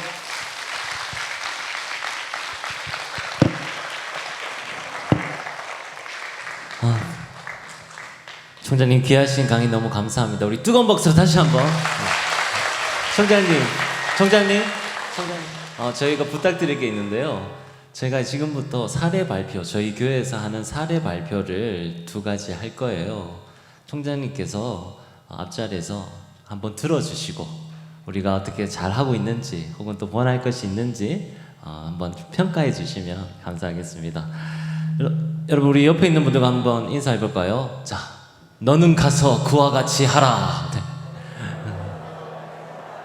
네, 우리 사마리아, 그 선한 사마리아인처럼 우리도 그와 같이 하는 교회가 되기를 소망합니다. 우리가 사회에서 문제가 생겼을 때 대안을 제시하는 교회가 되기를 소망합니다.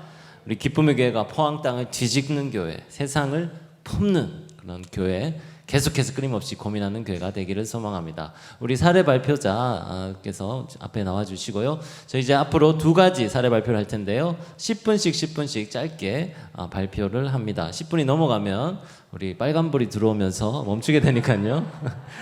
첫 번째로 먼저 복지 비전 2021 이런 제목으로 기쁨의 복지대단 하단상 사무처장님께서 발표해 주시겠습니다.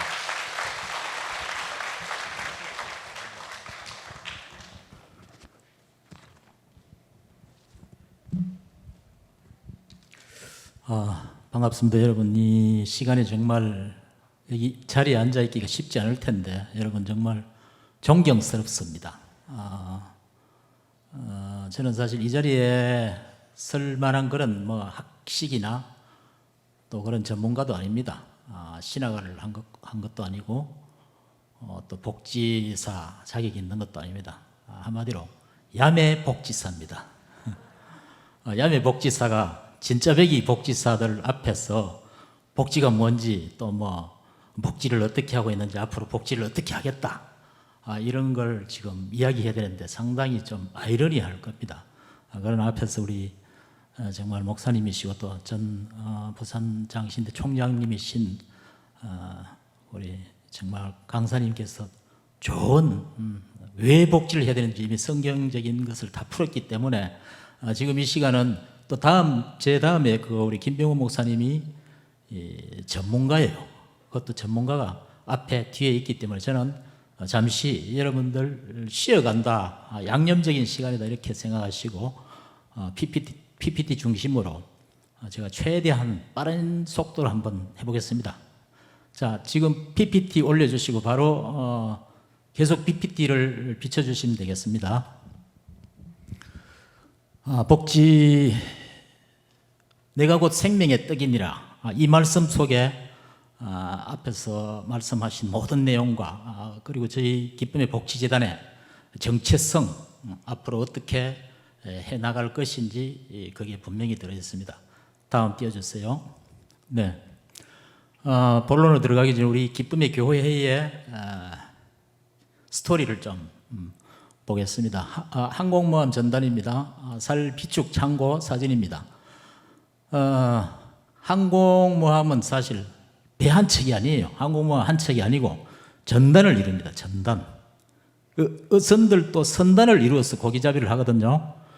앞에 가운데 있는 지금 항공모함 본함이 기쁨의 교회입니다.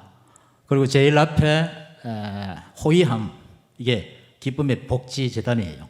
그다음에 그 옆에 하원문화재단도 있고 우리 청년 강철부대도 보이고 같이 가서 전략을 수립하고 전쟁에 임하는 것입니다. 자, 그다음에 그 살비축 창고 지금 온 시골 마을마다 이 농협 창고가 있어요. 이 외에 아까 우리 저 목사님도 말씀하셨는데 비축해놨다가 수확철에 비축해놨다가 이걸 이제 방출하기 위해서 그런 창고입니다. 우리가 외쳤던 한국교회는 요셉의 곡물 창고와 같은 역할을 해야 된다. 그런 이 요셉의 곡물 창고로 보시면 되겠습니다. 예, 다음. 자, 생수가 한 컵 있습니다. 한 컵의 생수는 갈증이 난 한 사람의 목을 간신히 죽일 수 있겠죠. 그 다음에 이거는 물 항아리입니다. 옆에 물 항아리. 옛날 시골 부엌에 보면은 집집마다 이 물독이 있었어요.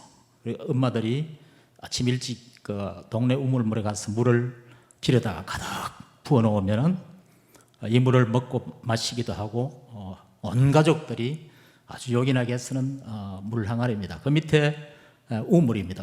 우물은 마을마다 하나씩 있죠. 그럼 온 동네 사람들이 이 물을 먹고 마시고 정말 마을 사람들의 생명줄이 됩니다. 자, 마지막에 큰 그림 한번 동영상 한번 해주세요. 이게 5대양 6대주의 물을 다 담을 만한 어마어마한 크기의 다목적댐입니다. 자, 똑같은 그 일급수 생수가 담겨 있는데, 근데 역할이 완전히 달라요. 이 다목적댐의 물은 말 그대로 다양한 목적을 가진 그런 역할을 하고 있습니다. 이 다목적댐은 자기 댐 자신을 위해서 물을 가두지 않아요. 물 한 도시, 한 나라, 한 민족에 살릴 만한 그런 식수가 될 만한 그런 어마어마한 양의 물입니다.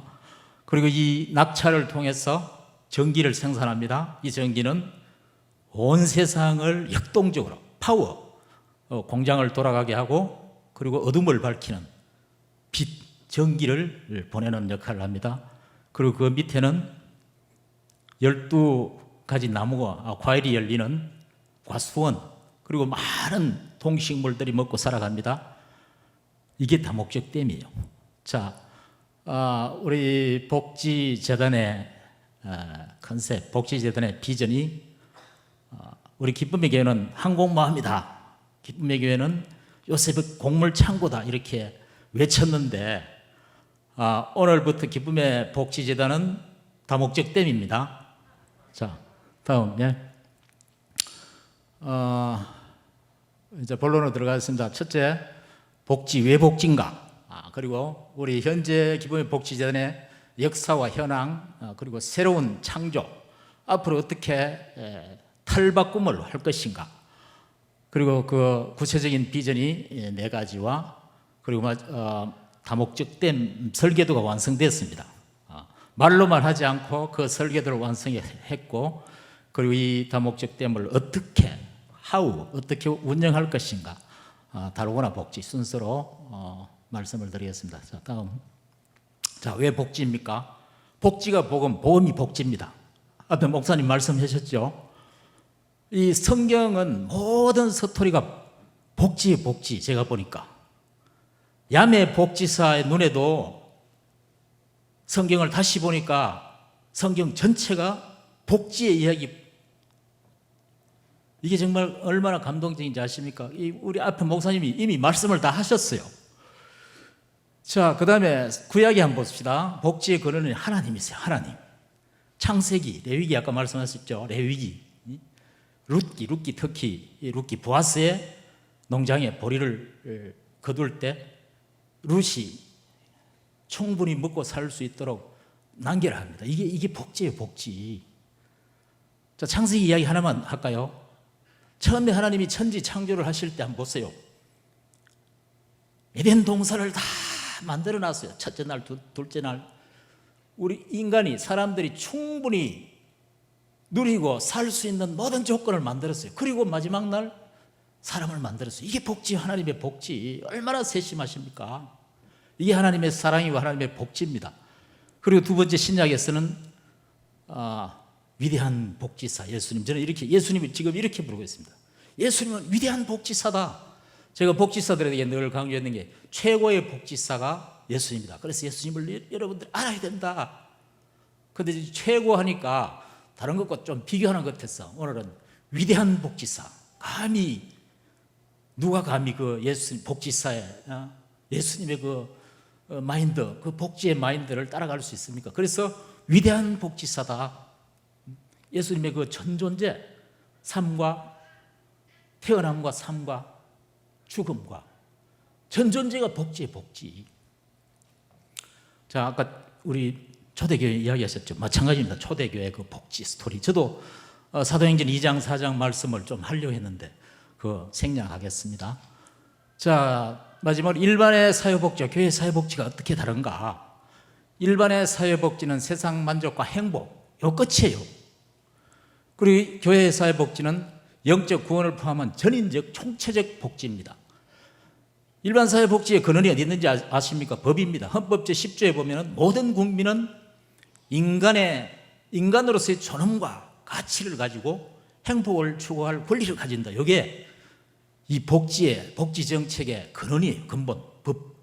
이 법 때문에 사회복지 사업이 생기고 사회복지 정책을 위반하는 거예요. 이 법이 아주 중요한 겁니다. 그리고 교회 넘기지 마세요. 교회 사회 복지는 저는 나중에 말씀드리겠지만 제가 가장 축약적으로 하는 것은 요한복음 6장 말씀입니다. 거기에 우리 기쁨의 복지재단의 정체성을 나중에 말씀드리겠습니다. 자, 다음 우리 현재 기쁨의 복지재단 현황입니다. 원래 22주년 처음 설립할 때 우리 선배들이 선배님 우리 성도들과 장로님들 하나님과 함께 이웃과 더불어 그리고 지역사회의 복지 정진을 목적으로 했습니다. 저는 참 20년 전에 벌써 우리 선배님들이 이 복지에 대해서 꿈을 꾸고 생각을 했다는 게 정말 놀랍습니다. 그런데 저는 사실 욕심에 저 목적이 지역사회에게 늘 걸리적거렸어요. 그때 좀 더 눈을 크게 뜨고 지역사회 및 국제사회의 복지정진, 그게 하나님의 마인드잖아요. 지금 그렇게 제가 이 정관을 좀 수정하려고 준비하고 있습니다. 자, 그러면 지금 현재 법인 산하의 9개 기관과 상근 직원, 정식 직원들이 90여 명, 연간 예산이 150억 원입니다. 우리 교회 예산이 얼마인지 아십니까? 한 50억 원 정도 됩니다. 그럼 교회 예산의 3배입니다. 근데 지금 저는 이것으로 만족해서는 안 된다. 이것보다 한 100배 정도 꿈을 꿔야 된다. 자, 설립 최초 때 직원 2명의 예산이 1억 원 정도로 시작을 했습니다. 그러니까 어마어마하게 지금 규모는 커졌습니다. 자, 그 다음에 마지막으로 위탁기관 위주. 이거는 상당히 좀 이제 지속 가능한가? 우리 복지재단이 앞으로 지속적으로 이런 복지를 할 수 있나? 이런 문제. 그리고 오늘 목사님 말씀하신 대로 기독교적인 그런 정체성을 가진 복지. 이 사회는 자꾸 법을 만들어서 하만의 악법을 만들어서 이 기독교적인 정체성, 가치를 가진 복지를 못하게 자꾸 해요. 저는 이걸 하만의 악법이라고 제 스스로 그렇게 만들고 있습니다. 그래서 이 새로운 대안, 앞으로 그럼 우리가 복지를 어떻게 할 것인가? 그렇게 그냥 편안하게 지금 정부 정책적인 그런 복지 위탁만 하고 그렇게 우리 일자리 몇 개 창출하고 이거로 만족할 것인가? 그렇게 할 수도 있겠죠.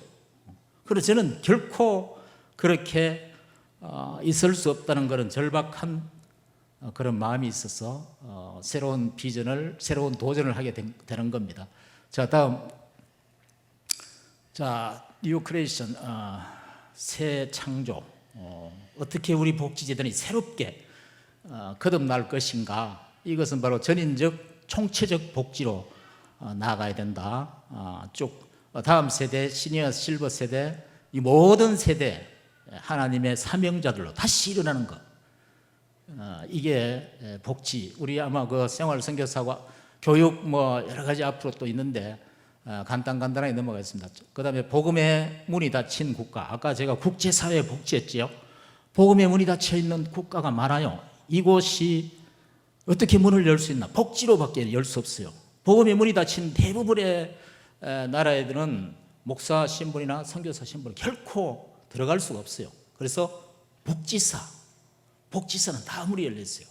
이걸 우리가 노려야 됩니다. 이 복지, 이 빵을 들고 그 뒤에 복음을 들고 따라가는 이 선교, 복지, 이 부분을 우리가 앞으로 열어갈 계획입니다. 그리고 마지막으로 사회적 경제, 이게 아주 중요합니다. 아까 세 번째 교회의 사명 3가지 했죠. 이 사회의 문제를 우리 교회가 이제 우리 복지재단이 가장 앞장서서 한번 이 부분에 핵심적인 그런 역할을 한번 해보자. 이게 소셜벤처. 저는 이걸 무척 고민했어요. 어떻게 할 것인가. 이 경제 사회 가장 지금 핵심 이슈가 돈 아닙니까? 돈. 교회도 돈입니다. 그럼 이 돈과 이 사회 문제를 동시에 해결할 수 있는 방법이 뭘까? 이게 바로 소셜벤처, 사회적 기업이에요. 이 사회적 기업을 우리 기쁨의 복지재단에서 모든 분야에, 각 분야에 이것을 창업해서 단순한 창업이 아닙니다. 소셜벤처입니다. 소셜벤처. 그렇게 기업의 이윤과 사회적 가치, 사회 문제 이런 걸 동시에 해결하는 게 이게 소셜벤처예요. 자, 이렇게 해서 지속 가능한 복지가 가능하고 선순환 복지가 가능해요. 자, 그 다음에 보겠습니다. 자, 구체적으로 비전을 제가 4가지 부분에서 했는데 요람에서 무덤까지 이 지역에서 열방으로 그리고 사회 경제의 대변력의 마중물이 되겠다, 이런 비전입니다. 첫 번째, 기독 인재 양성, 교육의 혁신, 유치원. 우리 기쁨의 교회 물레방아 옆에 거기 지금 숲에 아마 앞으로 장래 미래에 유치원이 생길 겁니다. 우리 장로님들하고 의논하고 있는데 앞으로 그런 부분, 대안학교, 선교복지대학원 대학, 이게 저는 가장 지금 꿈입니다. 선교복지형, 선교복지의 마인드를 가진 그런 인재, 이 충분히 가능해요. 뭐 대학교, 대학원 하니까 뭐 무슨 이 오픈 공간 이런 게 필요 없어요. 사무실 하나만 하면 요즘 충분히 가능합니다. 그런 가치를 가진 하나님의 사람들이 일으키는 원격 교육도 충분히 가능해요. 조금만 우리가 거기에 대한 열망만 있으면 충분히 가능하다고 봅니다. 두 번째, 시니어 실버 세대는 중장년 창업센터. 창업센터 아까 얘기했죠. 소셜벤처를 일으키는 거 단순한 창업이 아닙니다. 우리 돈 많이 벌어가 뭐 헌금 이런 게 아니고 소셜벤처, 이걸 창업하는 겁니다. 이게 창업을 우리가 직접 그런 센터를 안 해도 이미 이런 부분에 앞서서 있는 분들이 있어요. 그분들과 MOU 체결하면 충분히 가능합니다. 그리고 노인 복지 시설, 무덤까지 갈 수 있는 선교사님, 은퇴 목회자님, 이런 분들이 그런 마을, 이게 꿈 같은 이야기인지 모르지만 이런 마을에서 그들이 후학들을 양성, 선교복지형 인재들을 양성하는 거, 이 같이 융합하면 되지 않겠나.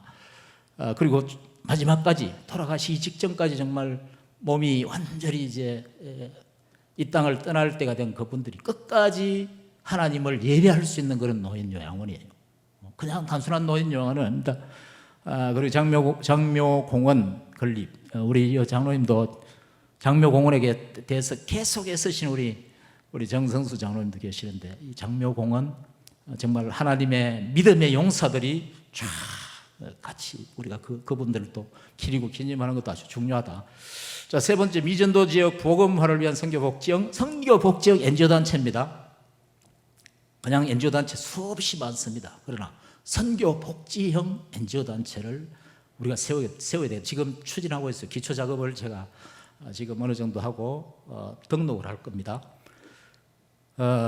이 글로벌 복지를 추진하기 위한 구체적인. 네 번째, 아까 이야기했던 그 소셜벤처, 사회 경제, 경제의 흐름을 좀 우리가 주도를 하고 바꿔야 되겠다. 이게 소셜벤처 창업입니다. 모든 분야에 할 수 있어요.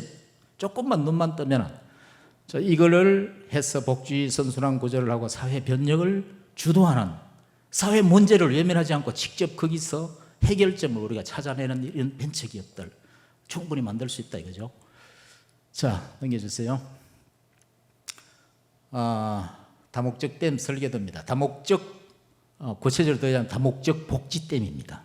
이런 지금 현재 국내 사업부에는 지금 우리가 하고 있는 거예요.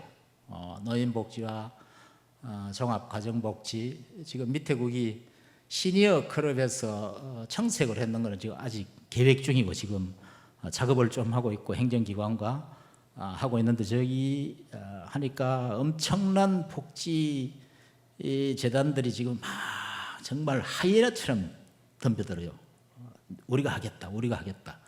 어찌됐든 그런 상태고, 교육사업부, 해외사업부, 경영사업부, 청색은 새로운 도전을 하는 그런 부분입니다. 자, 국제 인재 개발, 국제적인 인재 개발, 하나님의 사람들을 일으키는 거죠. 자, 그 중에서도 국제 선교 복지 대학원 대학, 이걸 조금 우리 기도를 좀 부탁을 드리겠습니다. 어떻게 선교 복지형 전문가를 양성하자는 겁니다. 계속해서 인재가 양성돼야 되고, 그다음에 글로벌 복지 NGO 단체 지금 가명 임시 이름은 러블레터로 했는데, 뭐 러브 스토리를 하든지 뭐 웨이메이커를 하자든지 여러 가지. 근데 일단은 국제 NGO 단체를 준비하고 있고, 그다음에 사회공헌 해서 뉴 크리에이션, 청장년 사회적 기업 일자리 창출 센터 이런 걸 지금 하고, 엘린 마을, 은퇴자 마을, 파라다이스 요양병원, 에덴 동산, 이렇게 지금 꿈을 꾸고 있는 겁니다. 자, 마지막으로 사회적 기업 조이샵 해서 종합 나눔 마켓도 한번 꿈꾸고, 조이 메이드, 이거는 청소, 친환경 청소업체, 이게 사회적 기업으로 지금 밑작업을 하고 있는 겁니다.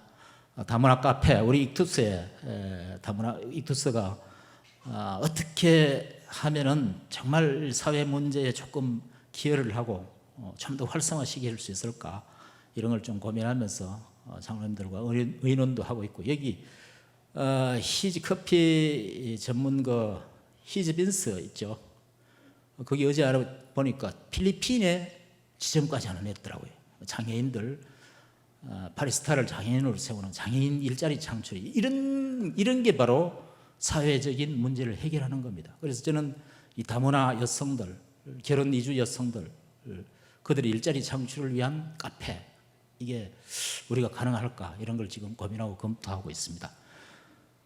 자, 요 안에 지금 제가 없는 게 이게 기쁨의 복지 재단의 TV 유튜브 방송국을 하나 또 같이 해서 복지재단의 여러 일들을, 사업들을 홍보도 하고 복지재단 스토리를 또 올리고 할 수 있는 그런 복덩이 TV, 복디 TV를 하나 만들어야 되겠다, 이런 생각도 가지고 있습니다. 자, 넘겨주세요. 달고나 복지. 달고나가 뭔지 아시죠? 그림이 보이죠, 그림.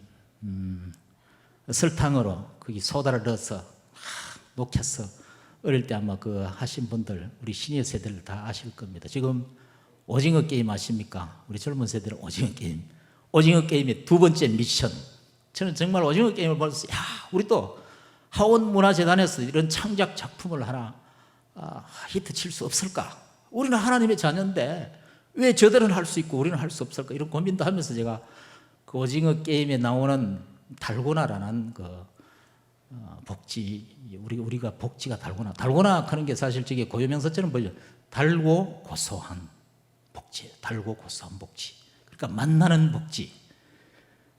밑에 쭉 과일들 너무나 먹음직스럽죠.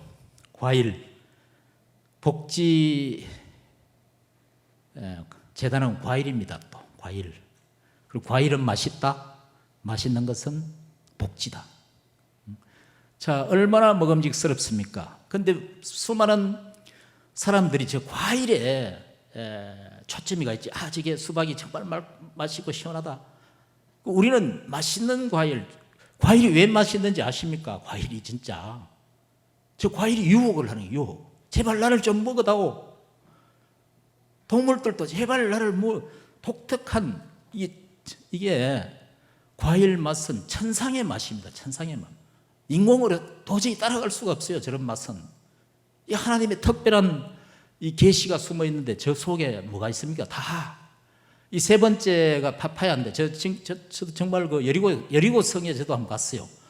거기 가니까 이 파파야가 그 찌는 듯한 더위 속에 그 냉장고에서 시원하게 얼려진 완숙된 파파야를 먹는데 정말 제가 잊을 수 없어요. 너무나 맛있었어.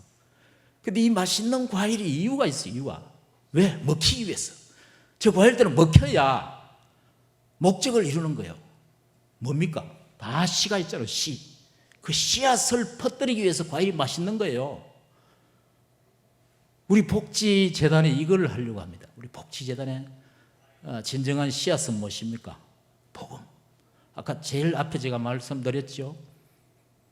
내가 바로 생명의 떡이다. 떡. 그 떡을 먹기 위해서는 우리 복지가 맛있어야 돼요. 온 세상 사람들이, 세계 모든 민족들이 우리 복지의 떡을 먹고 복음의 씨앗이 그들에게 들어가야 됩니다. 이 목적을 위해서 우리 복지는 정말 달고 고소하고 천상의 맛이 나야 되는 거예요. 그걸 하자는 겁니다. 예, 알겠습니다. 자, 마지막입니다. 요한복음 6장 말씀입니다. 제가 가장 붙들고 있는 이게 뭐냐 하면은 예수님이 그랬어요. 수많은 무리들이 왔어요. 장정만 5,000명이 왔어요. 그런데 그 노약자까지 하면 얼마 되겠습니까? 2만 명 안 넘겠습니까? 예수님 그들을 봅니다. 아까 목사님 그걸 무슨 창자가 끊어지듯이 불쌍히 여기는 그런 마음으로 그들을 봅니다. 왜냐? 그들은 아침은 굶고 점심은 건너뛰고 저녁은 생략하고, 그러니까 하루 종일 못 먹는 거예요. 뭐가 있습니까? 먹을 게 있습니까? 그들을 보고 그들의 형편을 다합니다. 그래서 그 불쌍한 마음으로 그들에게 무료 급식 사역을 합니다. 무료 급식 사역. 복지예요. 빈들에서 얘들아 배고프지? 정말 배고프지? 실컷 먹어.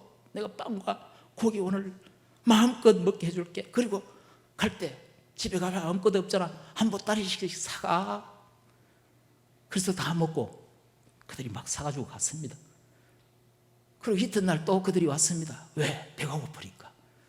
예수님한테 가면 또 배불리면 그럴 수 있겠지. 그때 예수님 그러십니다. 얘들아, 그래 배고프지? 근데 너희들 말이야, 그 빵 먹으면 또 돌아서는 또 배고파. 진짜 너희들이 내가 주는 이걸 먹으면은 다시는 배도 고프지 않고 영원히 산단다.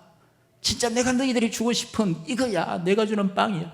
바로 내가 하늘에서 내려온 생명의 떡이야. 내가 주는 걸 이것을 먹어. 기본 복지자는 이걸 하려는 겁니다. 이걸 위해서 달콤한 복지를 하려고 하는 겁니다. 감사합니다, 여러분.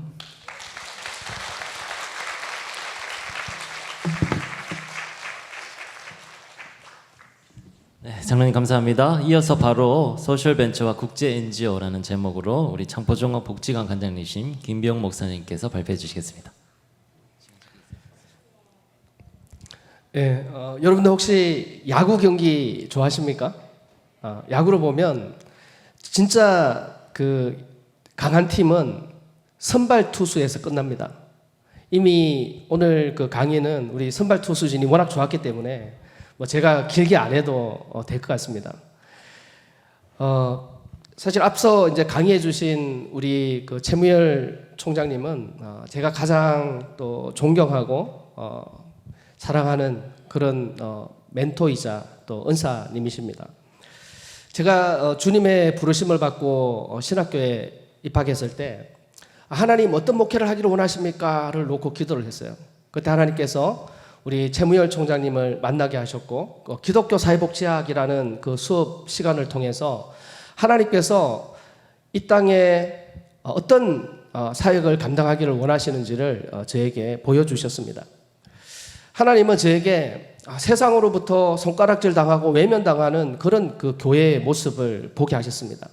그리고 하나님은 그것이 하나님의 뜻이 아니다라고 말씀을 하셨고요. 그래서 정말 하나님이 기뻐하시는 세상에 소금과 빛이 되는 그런 건강한 교회를 태우기를 원한다는 그런 마음을 주셔서 사회복지학을 공부를 하게 됐습니다.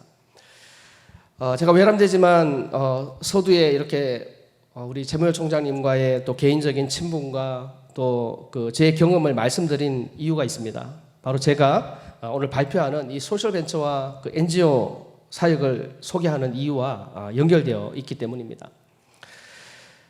우리가 살고 있는 오늘날의 시대는 암울하기 짝이 없습니다. 이사야서 60장 2절의 말씀에 보라 어둠이 땅을 덮을 것이요 깜깜함이 만민을 가리려니와 이 말씀이 생각나는 오늘날의 현실이죠. 뭐 코로나 팬데믹을 비롯해서 또 세계적인 뭐 기상 이변, 또 경제 위기, 또 안보 위기 이런 위험들이 도사리고 있고 많은 사회적 문제들을 가지고 있습니다. 우리 한국 사회는 어떻습니까? 한국도 마찬가지죠.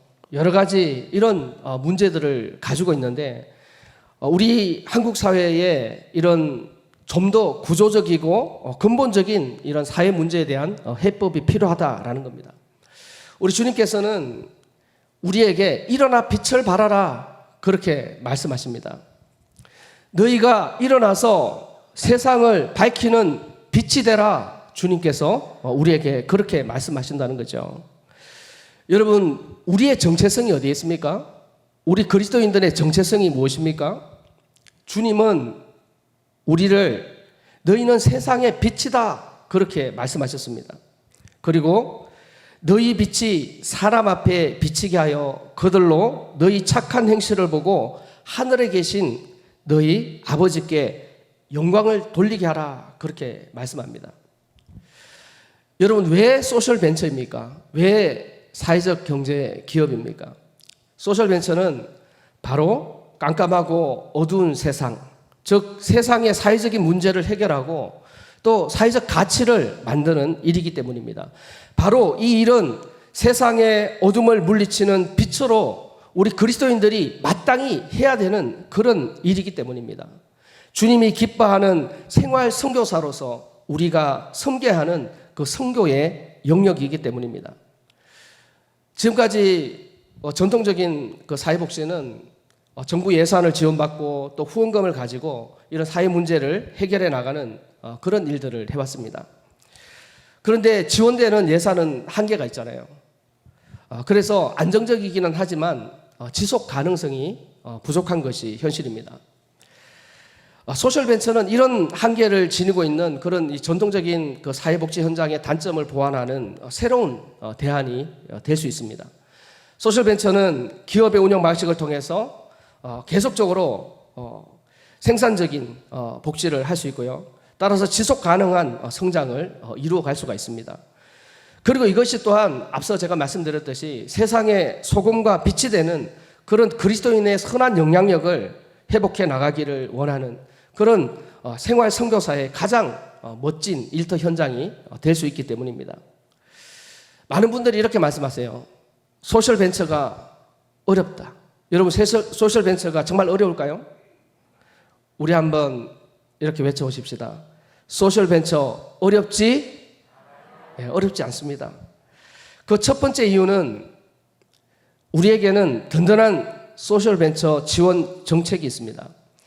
지금 여러분들이 화면을 통해서 보시면 현재 정부에서 다양한 종류의 소셜벤처들을 지원을 하고 있는데 무려 정부의 4개 부처에서 이런 막대한 예산을 투입해서 이런 정책을 지원하고 있습니다.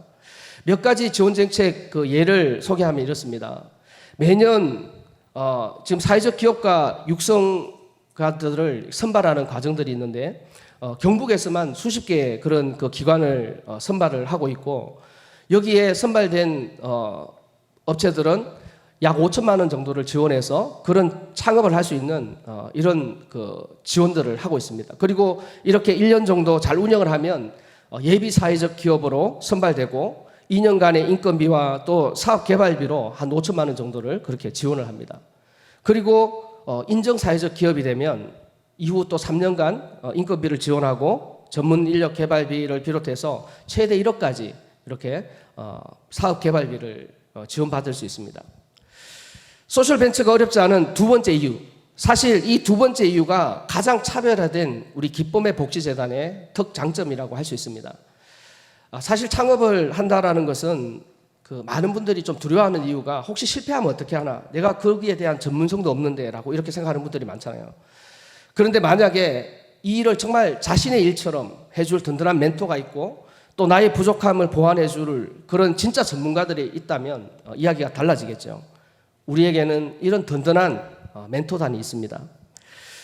먼저 성장과 가치 연구소의 그 김영철 소장님은 대우그룹의 그 세계 경영을 주도했던 분이고 지금 수백 건의 창업 컨설팅을 담당한 그런 베테랑입니다. 한국의 그 캠퍼스 그 뉴욕 주립대 캠퍼스의 그 TIC 센터장으로 역임했고 또 과학기술정보통신부의 고성장 PD이기도 합니다. 무엇보다도 신실한 지구촌 교회의 장로님이십니다. 하나님께서 이 포항에 대한 이분 마음 가운데 포항에 대한 특별한 마음을 주셔서 우리 기쁨의 복지재단이 하는 사역은 최우선으로 그렇게 돕기로 하셨습니다. 여러분 서울에 있는 분이 왜 포항에 관심을 가질까요? 우리 교회가 열방의 인재와 재원이 모이기를 기도했기 때문입니다. 하나님이 감동시켜 주신 거예요. 그리고 주식회사 쉐어라이프의 자민기 대표는 사회적 기업가 육성사업 전문 멘토이고 이분은 SK와 또 삼성에서도 탐내는 젊은 사회적 기업가입니다. 이 자민기 대표 역시 우리 기쁨의 복지재단에서 추진하는 사업은 가장 우선순위로 그렇게 함께하고 있습니다. 사실 이런 분들이 우리와 함께하는 이유는 다른 데 있지 않습니다. 소셜벤처를 통해서 신실한 생활 선교사들을 세워내고 또 이 땅에 하나님의 나라의 선한 영향력을 확장해가는 그 비전과 가치에 통해 있기 때문입니다. 이런 신앙과 전문성을 갖춘 훌륭한 분들이 우리와 함께 하고 있기 때문에 소셜 벤처가 어렵지 않다라고 제가 감히 말씀을 드립니다. 소셜 벤처가 어렵지 않다고 말하는 세 번째 이유가 있습니다. 그것은 다양한 교육 과정들이 개설되어 있습니다. 길을 잃은 청년들이 꿈을 찾고 창업을 지원할 수 있도록 또 상마이웨이 프로그램이 운영되고 있고요. 경력 단절 여성들이 새로운 인생을 기획하고 진출할 수 있도록 하는 여성업, 그리고 마을 기업을 통해서 마을의 새로운 변화와 활력을 만드는 소셜 비즈니스 교육인 흥한다 우리 마을. 작년에는 우리 마을 목회에 관심 있는 그 목사님들을 대상으로 이런 교육을 또 진행을 했었습니다. 그리고 지금 은퇴 시기에 있는 그런 베이비 부모 세대들 인생 2막 설계를 돕는 브라보 마이 라이프, 이렇게 청년, 중장년, 여성, 노년층에 이르기까지 다양한 분야의 교육들이 진행이 되고 있습니다. 그리고 마지막으로 소셜 벤처가 어렵지 않은 네 번째 이유입니다. 많은 분들이 사업을 하려고 하면 아이템이 없다고 말합니다. 이것은 그 소셜 벤처의 영역이 얼마나 다양한지를 몰라서 그렇습니다. 여러분, 유엔이 지속 가능한 발전 목표 17가지의 그 영역을 이야기합니다. 빈곤 종식, 기아 해결, 또 건강과 복지, 양질의 교육, 좋은 일자리와 경제 성장, 이런 모든 영역이 삶의 질을 높여가는 이 모든 영역이 다 소셜 벤처의 여러분 영역이라는 사실을 아십니까? 그래서 사례들이 있냐고요? 있습니다. 여러분, 우리 기쁨의 교회 가족들이 만들어가고 있는 지금 소셜 벤처를 통한 생활 선교사의 일터 현장이 있습니다. 여러분, 이분 어디서 많이 본 분 같지 않습니까? 우리 교회 행사 때면 감초처럼 이 카메라 들고 다니시고 봉사하시는 우리 최근욱 집사님이에요. 우리 최근욱 집사님은 주식회사 라이플로그라는 이 소셜 벤처 회사를 지금 운영하고 있습니다. 영상 컨텐츠를 제작하고 교육하는 소셜 벤처입니다. 사회적 기업가 육성과 과정에 선발되어서 작년에는 경북에서 최우수 기관 중에 하나로 선정되었고, 올해는 예비 사회적 기업으로 선발되어서 잠잘 시간을 줄여야 될 정도로 그렇게 활발하게 활동하고 있습니다. 우리 집사님이 크리에이터로 교육한 이 발달 장애인이 작년에 포항 스틸 아트 페스티벌 홍보 영상을 직접 제작했는데 그 영상 잠깐만 좀 보실게요. 여러분, 발달 장애인이 직접 촬영하고 제작한 이런 컨텐츠입니다. 소리가 안 나니까 넘어갈게요. 올해는 이 라이프로그라는 이 소셜 벤처에서 지금 취업도 학업도 포기했던 니터족 청년 2명을 직원으로 채용해서 함께 일터 현장에서 생명 살리는 그런 생선의 사명을 감당하고 있습니다. 다음, 여러분 또 익숙한 얼굴이 보이죠? 주식회사 길에서 만나다 마음연구소의 우리 신민호 박자영 집사님입니다. 여기 보시면 마음을 어루만져주는 카페라는 부제처럼 커피도 마시고 상담도 할 수 있는 카페형 상담소를 운영하고 있습니다. 특별히 무너져가는 그런 가정을 세우는 그 사명을 가지고 그 상처난 가정을 회복시키는 멋진 소셜벤처 사업가입니다. 이 외에도 지금 또 새롭게 준비하시는 또 많은 분들이 있습니다. 그리고 우리 기쁨의 복지재단은 우리 앞서 소개했듯이 이제 새로운 꿈을 꾸고 있습니다. 앞서 하달송 장로님이 소개해 드렸듯이 이제 지역을 넘어서 열방으로라는 이 선교적 꿈을 가지고 글로벌 복지를 향해서 나아가고 있습니다. 천국 복지의 핵심은 다름이 아니라 영혼 구원에 있는 줄 믿습니다. 이를 위해서 저개발 국가의 소셜벤처를 육성하고 지원하는 사역을 통해서 지속 가능한 성장 동력을 만들고 복음의 길을 열어서 주님이 오실 길을 예비하는 천국 복지의 꿈을 실현해 가고자 합니다. 우리 기쁨의 복지재단의 직원들뿐 아니라 우리 성도님들이 기도해 주시고 또 많은 관심과 격려해 주시면 너무 감사하겠습니다. 감사합니다.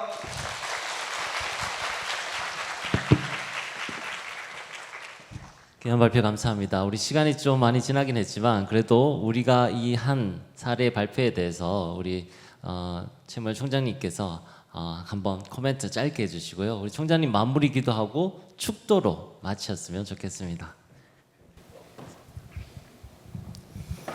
제가 오늘 우리 교회 설교할 때 이런 설교를 했습니다. 베드로 너희들 어디 한번 해보기나 했어? 이제 이 설교였는데요. 그게 바로 뭐냐면 모든 사람들이 베드로가 실패한 사람으로 그렇게 규정하죠. 근데 말씀해 보면 가장 중요한 게 그가 첫 발을 물 위에 내디뎠다는 거죠. 우리의 결단과 결심으로 끝나지 않고 어떤 일들을 한번 그 첫 발을 딛는 이게 너무 중요한 거죠.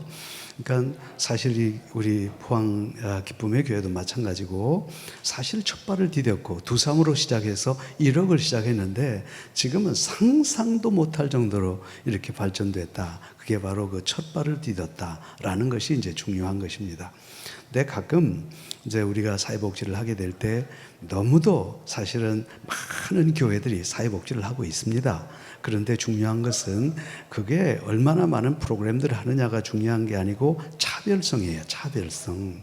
그러면 만약에 이 차별성이라는 게 바로 뭐냐면 결국은 우리의 마인드거든요. 복지를 대하는 마인드. 그러니까 어떤 마음으로 우리가 사회복지를 하느냐, 이게 결국은 지속 가능성, 이것을 우리에게 말을 할 수 있습니다. 근데 이제 많은 우리의 착각이 뭐냐면 많은 프로그램, 많은 좋은 프로그램 하다 보면 결국은 본질을 잃어버릴 때가 진짜 많아요. 근데 결국은 사회복지는 프로그램을 가지고 하는 게 아니에요. 그럼 뭐냐? 우리의 마인드로 하는 거죠. 그게 바로 뭐냐면 예수님의 정신, 이게 바로 우리 정체성이에요. 만약에 우리가 이 정체성을 상실하게 될 때 나중에는 심각한 목적 전치가 일어나게 돼요. 그러니까 혼란이 오게 된단 말이에요. 근데 우리 모든 이 종사자들이 정말 가져야 될 게, 우리의 마음속에 가져야 될 게 과연 우리의 그 근본, 예수님의 아까 얘기했던 스플랑크니조마의 마음, 그 인간을 귀하게 보는 마음, 이것을 놓치지 않아야 된다. 결국은 프로그램 중심이 아니라 결국은 인간을 귀하게 여기는 그 원초적인 마음, 이게 상실되면 안 된다는 얘기죠. 한 가지 예를 들고 마치겠습니다. 얼마 전에 경희대학교에서 어떤 분이 160억을 자기의 전 재산을 희사했어요. 자, 그러면 이분이 왜 경희대학에다 160억을 희사하게 됐을까? 이유는 간단했어요. 간호사 한 사람 때문이었어요. 이분이 겉으로 보기에 상당히 좀 남루하게 보였던 모양이에요. 모든 사람들이 그저 할아버지라고 했는데 이 간호사는 극진히 인간을 대하는 극진한 마음으로 했는데 거기에서 크게 감동을 받고, 나를 인간으로 취급해주는 이 간호사 한 사람 때문에 나는 전 재산 160억을 경희대에 희사한다라고 얘기했던 거죠. 결국은 뭘까요? 사람의 마음을 움직인 것은 프로그램이 아니라 바로 그 속의 마인드, 인간을 어떻게 보느냐 하는 그런 마인드예요. 진짜 사회복지하는 교회 많아요. 나중에 프로그램에 의해서 점령당해버리는 그런 교회들이 너무도 많다는 거예요. 그건 아니에요. 결국은 뭐냐? 우리가 그리스도의 정신, 예수님의 정신, 예수님의 마음, 이걸 하나 붙들고 나아가다 보면 그야말로 우리가 원하는 전인적인 그런 하나의 변화를 이끌어낼 수 있는 거지. 결국은 여러분들이 해결해야 될 문제예요. 여러분들이 과연 어떤 마음으로서 우리가 이 일에 임하느냐, 이것이 나는 관건이라 그렇게 생각하고, 아무쪼록 나는 오늘 그 첫 발을 디뎌서 이렇게 성장하게 된 그것에 대해서는 굉장히 감사하고 정말 하나님 앞에 영광 돌리지만, 그러면서 오히려 이렇게 확대되었을 때 우리가 깊이 한번 생각해 봐야 돼요. 그게 바로 뭐냐? 우리의 근본, 우리가 가져야 할 기본적인 마음, 예수의 마음, 이걸 놓치지 않는다면 정말 아름다운 복지재단이 되고 아름다운 교회가 될 줄로 믿습니다. 기도하겠습니다.